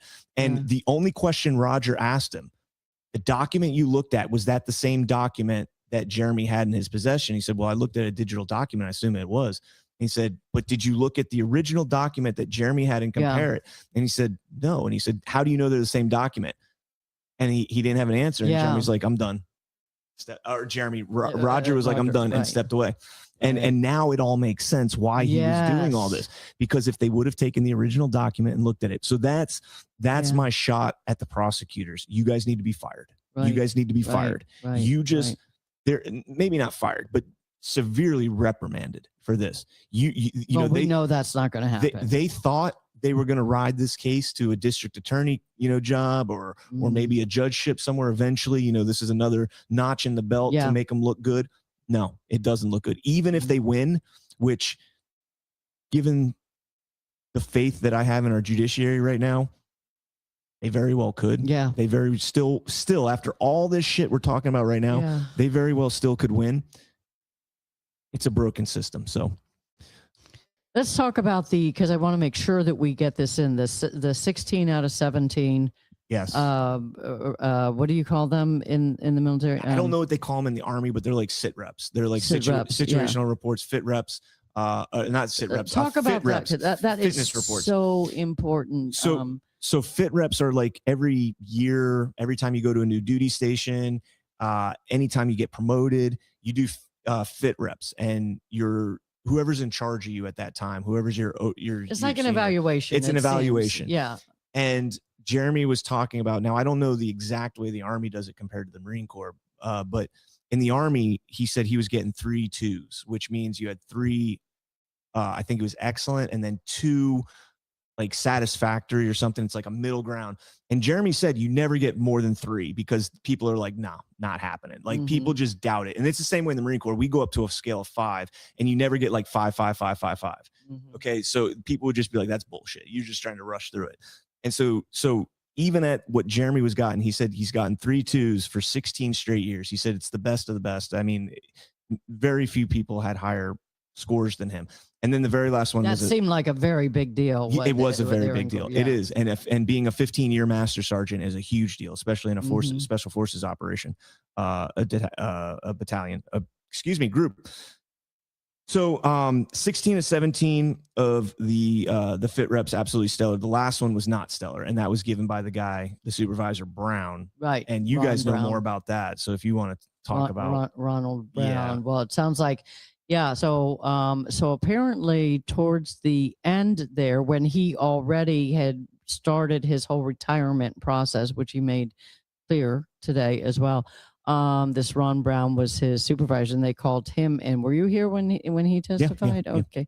It didn't sound to me like there was a lot of animosity there, but apparently it was a major thing when the porn was discovered. And I remember when this was coming out a couple of months ago, and Tylene said to all of us, basically, get ready. This is going to get ugly with some porn information coming out. Well, I guess you had explained it, how that kind of goes around. I mean, everybody kind of knows. So, it's like just a meme. Hey, I know people in just the business world that these days, you put something out about that's distasteful religiously or whatever, it's like you can get called in front of HR and what have you, where 20 years ago it was never like that. So, but it sounds like it was more something like that. But the interesting thing about that was because that was wrapped up into the whole Bo Bergdahl situation, in that Jeremy knew something was wrong there and tried to report it, and got pushed back, and the top echelon didn't want to hear it. And so that was almost like it sounded to me that 16, for the first time, or the last fit rep. Yeah. Okay. It was just retaliation. It sounds shot over the bow. Yeah. So this guy's been hit hard, for quite a while. As somebody who has given so much for our country, it's just despicable, really, to hear some of this stuff. Yep. And then to be clear on like what happened there and why, because it was exposed in court. So I guess we should talk about it here. The reason as to why they were looking upon him and upset with Jeremy is because he learned that government was giving lip service to not only Bo Bergdahl's Mhm. family, but to the American people, that they were actually searching for this guy and using all the resources at their disposal to find him. They weren't doing anything of the sort, according to Jeremy. And so I don't know exactly if he did anything about that, or if he told somebody, but I have no idea. But the point is that Jeremy knew that they weren't doing what they said that they were doing. And I don't know what happened after that, but the point is he received retaliation. And that's For how this speaking up whole about thing- it. Yes. And he- I don't know yeah. the manner in which that happened. Yeah, I don't know I'm what not he said. I don't know who 100% he either. told, but Right. that's what happened. And apparently in 2017, the Air Force sent a special investigator looking for that document and other documents. Right. And At his home. yeah, to Jeremy's home. And Jeremy was cooperative with him. Mhm. This is You a know? great point, actually, and we didn't talk about this on the last point. Great, because the prosecutors are trying to put him into a box and say that he was lying to this investigator when in fact Right. that's not true. No. And this is another point where the prosecutor kept asking him repeated questions over and over. You did this right? Oh, no, not right. The point is that the investigators asked him specifically, are you in possession of any classified documents? He said, no, I'm not. Because he wasn't. Because he wasn't. Right. And they're talking specifically about this trip report. Mhm. And he said, That's well, right. it's not a classified document because I didn't have any classified information in Yep. there. That's why I said no. And they kept harping on it. Even just the like- judge jumped in on that one and was like, and Roger, I think at that point objected. And he's like asked and answered. And the judge was like, no, he hasn't answered that. And then Jeremy's like, well, what the fuck do I have to do now? And so Jeremy's Yeah. like, did you tell him you had classified documents? No. And then he just stopped talking after Right. that. And and let the prosecute, because he was trying to explain, no, I didn't, because they weren't actually classified. It was a Right. format, and he was explaining it, and that's all he was doing. And they're like, you know, they didn't want to hear that for an answer. Well, but again, because I think it was slowly being revealed to them, and you could almost see them, you know. they didn't. They did and shitty police work. That's And what they remember, Yes. after I think he realized it, the main prosecutor there, Marsetti,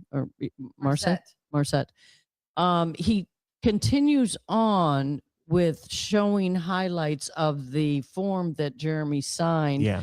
as to making sure that, Jeremy, you do understand what classified documents are, don't you?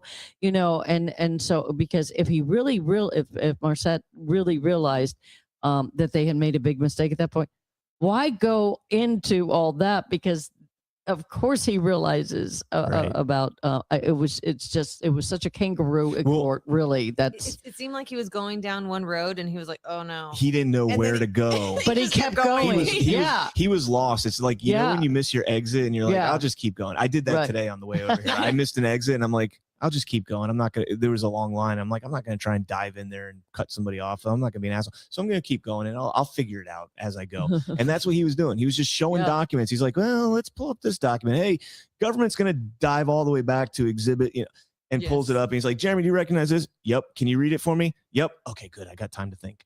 Yeah. Oh, you're right. done reading? Can here, read this one next. Yeah, right. What can I Yeah, think about? What can I exactly. think about? Good Oh analogy. shit, Yeah. you're done with that too? Okay, read this one. Yep. All right. And that's what he was doing. And then finally at the end, he's like, prosecution rests. And we're like, what? Well, wait, they called in the last guy, the Pinellas Well, deputy. So that's Yeah. not, that wasn't his he rested on Jeremy. Oh, you're right. And he let Okay, Jeremy yeah. get down. Yeah. Oh, So God, then- yeah, right. Right. So then Roger got a chance to Yeah. cross. And I don't remember if he did or not. I think he did. I think he asked a couple questions. But then the state gets one more chance to call witnesses. The government gets one more chance to call witnesses, and they call up in like the most desperate hope. Like the Yeah, it last thing we want the jury to hear before they go away for the Yes. weekend is grenades. And they play Right. this phone call from the first day of Tylene saying, yeah, they found this, and this, and grenades. Yeah. And that was it. That was And the that was it. conversation. No, he didn't say a word about it. He didn't ask They questions just about shut it. everything They're down. just like, okay, thanks for that video. We just paid you an expert witness fee for a whole day's worth of work. Take care, sir. Have a good night. And that was it. It And was bizarre. It was so it was anticlimactic. desperate. It wasn't Yeah. bizarre. It was desperate. Right. Right. It was desperate. And take note of this, people. You're listening to this. Be worried and be scared. Because if you find yourself in this position, Yeah. These people are not looking for truth and justice. Right. Okay. They are looking to prove their case. They're looking to get a promotion. And it has nothing to do with you and your life and the life you've been living. They don't care. I want to bring up another, and we'll wrap up. We'll go from this point right here to the guns, and then we'll wrap up. Wait, can I ask you guys one question? Yes. I've just seen in my notes, and this one really threw me. Sunshine Shaker. What was that about? That was one of the Oath Keepers, I know. I think, I understand that he reached out to. Yeah, I understand that, but that came right towards the end here.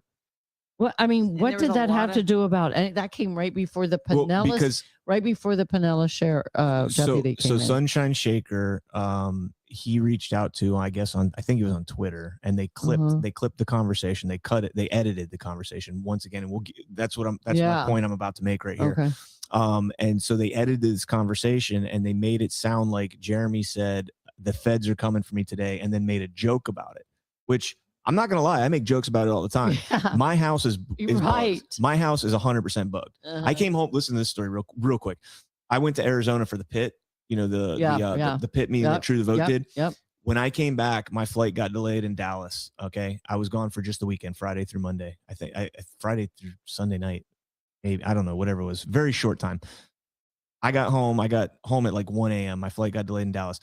I got home. My wife, it was Sunday because my wife was working at the bar that she works at, and she works nights at the bar. My niece had been staying with me and my sister because they just moved back to Florida. So nobody was in my house alone. My house was never empty the whole time I was gone. Somebody was always there. My wife worked at nights. My sister was home with her kids during the day. Somebody was always home, except Sunday night. Everybody went to my wife's bar because it's family night. And they have line dancing for kids. It's a country western bar. Cute. They have line dancing for kids and all this, and everybody went there. So I get home at 1 and they're still out at the bar. They didn't have school the next day. It was summer still. I get into my house and I open the garage. I had to go into my garage door very loud because I forgot my key. So I'm going into my garage door and I don't hear my dogs barking. I got 2 dogs that are 45 pounds each. I was showing them earlier. Babies. Yeah. I'll pull it up. But anyways, I got 2 dogs that are about 45, 50 pounds each. And then my sister's dog was staying with us, which is a 60-pound pit bull. Wow. Pit mix. I think he's purebred. I don't know. Anyways, I get in and nobody's barking. I'm like, what the fuck is going on? So I go upstairs and I hear scratching. And I'm like, what the hell? I open my guest bathroom door and all 3 of my dogs are locked inside of there. What? And I'm like, what the hell? So I call my sister. I'm like, did you lock the dogs in the bathroom for some reason? Were they bad or something? And no, not at all. So I call my wife. Did you? No, not at all. I get home and all 3 dogs are locked in the bathroom. Wow. Small bathroom, small little bathroom. So then I go into my office and I get on my computer.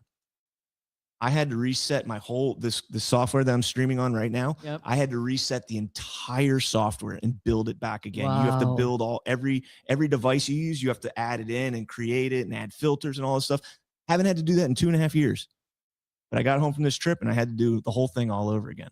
And my dogs were locked in the bathroom. So I joke all the time in my house, hey, FBI, come and get me. Sons of bitches. It's going to happen. I just hope. Well, every time I'm on the phone, every time I'm on the phone with Jeremy, we I'm sure you do too. It's like, hey, FBI, just when you hear us talk about this, okay, when I say it was an explosive evening, I'm not talking about grenades. No, I even throughout the whole campaign, I carried around. I had a little, one of those squeegee things. Ones. Frag out. Right. But you can't. But you can't. But you want to. But they will take all of that out of context. Yeah. So Absolutely. I want to talk about real quick. One of the things that Jeremy said, or that the prosecutor came out and said, that Jeremy came out and said, what was it that Jeremy said about him testifying? He said, I could tell a bag of lies and they would still love me.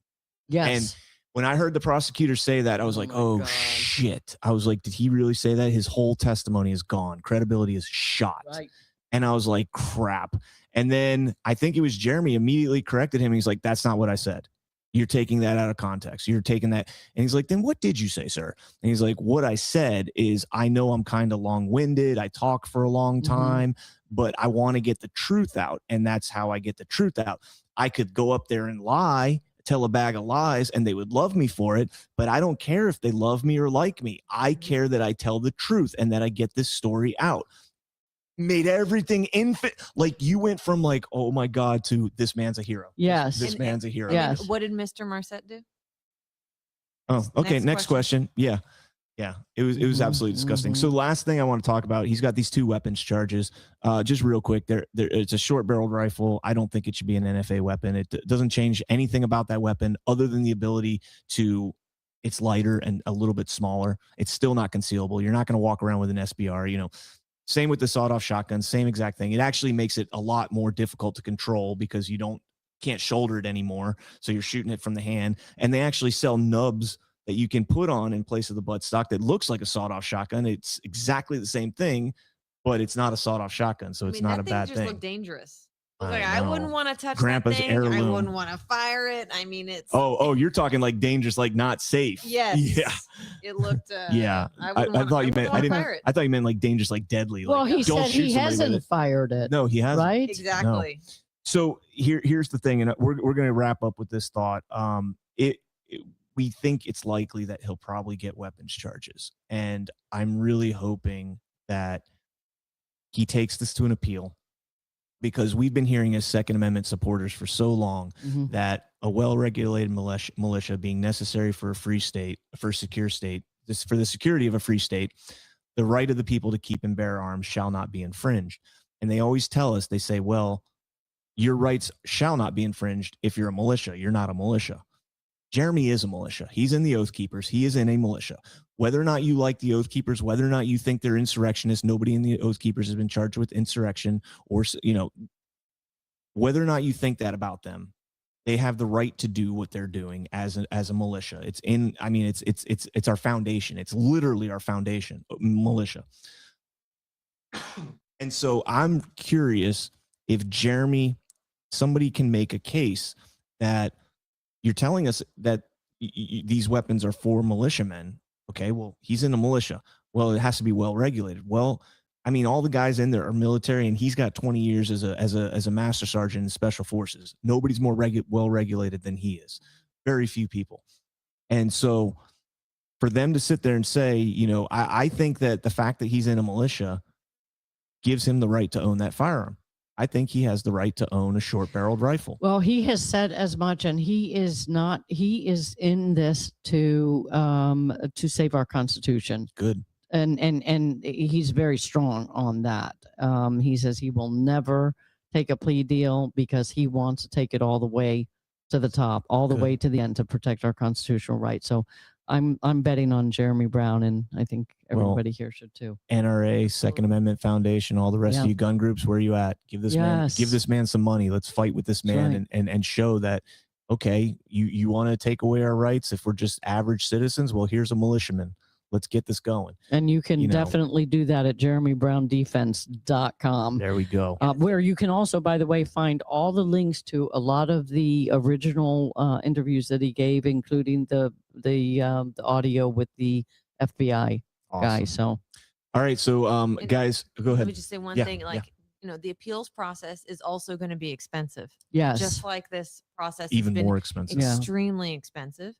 And he still has to deal with this DC case unless something else happens. So still is going to need all of our monetary support, you know, emotional support, all of these things, because it doesn't stop here. Really, just like you said, this appeals process can be long and arduous and expensive. Yeah. All right. So ladies, I want to real quick give you guys each an opportunity just to plug any channels or anything you got, websites. I mean, obviously, jeremybrown.defense.com. We want to plug that pretty big, but I know you got a podcast that covers a lot of this. So go ahead and share that if you don't mind. Yeah, for sure. So our podcast is at rumble.com/user/Jeremy Brown campaign. And we are currently working on a documentary that you can find at jeremybrown.defense.com/documentary. It's not out yet, but it will be after this trial. And the purpose of it is just to get all these details out so that you, the American people, can see what happened in this trial, and also all the details that were not revealed in this trial. So please check that out when you have time. Kathy? And I'm just in it here to help raise awareness for Jeremy too. So jeremybrown.defense.com is where I would also recommend everybody going. Thanks for bringing exposure to this Jeremy Absolutely. really appreciates it. Absolutely. Like I told you guys, I didn't get a chance to talk about this, but having dinner with y'all and breaking bread with you guys was a huge thing tonight. Mhm. The picture that the media wants to paint of a lot of these J6ers, being one myself, but a lot of these guys that are in trouble for J6, they want to paint them as these crazy right wingers that are, gung-ho military guru, wackadoos and stuff like that. And I just had dinner with all the people that care about Jeremy more than anybody. And I'll tell you what, you guys are incredible Americans, incredible patriots, but incredible Americans. You guys are just normal people. I had a great time dining with y'all. Like I said,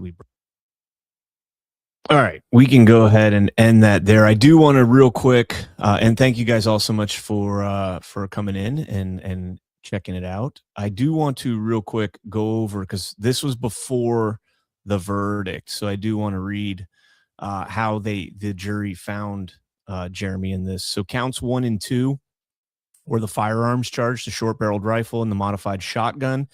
Jeremy knowingly possessed those. He was willing to go down on those. Like, he was willing to do time for those, and he was going to appeal it. And he was found guilty on those 2 charges. And I'll come back to that in a second, because that's relevant to his appeal. And I don't think that appeal is actually going anywhere now, which is unfortunate, because he made a Second Amendment argument in it, like I had said there. Counts 3, 4, and 5 dealt with the possession of 2 frag grenades and unlawful storage of them, found guilty on those 3 charges. Again, I 100% think those frag grenades were planted. They had no DNA, fibers, fingerprints. They had DNA and fiber and fingerprints from others. None from Jeremy, none from Jeremy's house, none from anybody associated with Jeremy. Unknown. 2 unknown men. Could not trace the grenades back to Jeremy in any way, shape, or form, other than they were in Iraq and Jeremy was also in Iraq. Not even at the same time necessarily. So that was ridiculous as well. Count 6, 7, 8, and 9 dealt with the classified documents. He was found not guilty on those 4 charges, the ones that were on the CD that was planted, right? So they evidently, the jury believed the CD was planted, but they didn't believe that the FBI would go as far as to plant grenades. Okay. Count 10 dealt with the physical classified document that Jeremy Brown had. He was found guilty of that charge. And that, to me, is the most shocking one, because the case was literally made in the trial that the classified document was not, in fact, classified. It was just a template. It was just a template. There's no classified information in the document. That was made perfectly clear. They didn't even contest that. And somehow they still found him guilty of that. So he did end up going back to prison and appealed.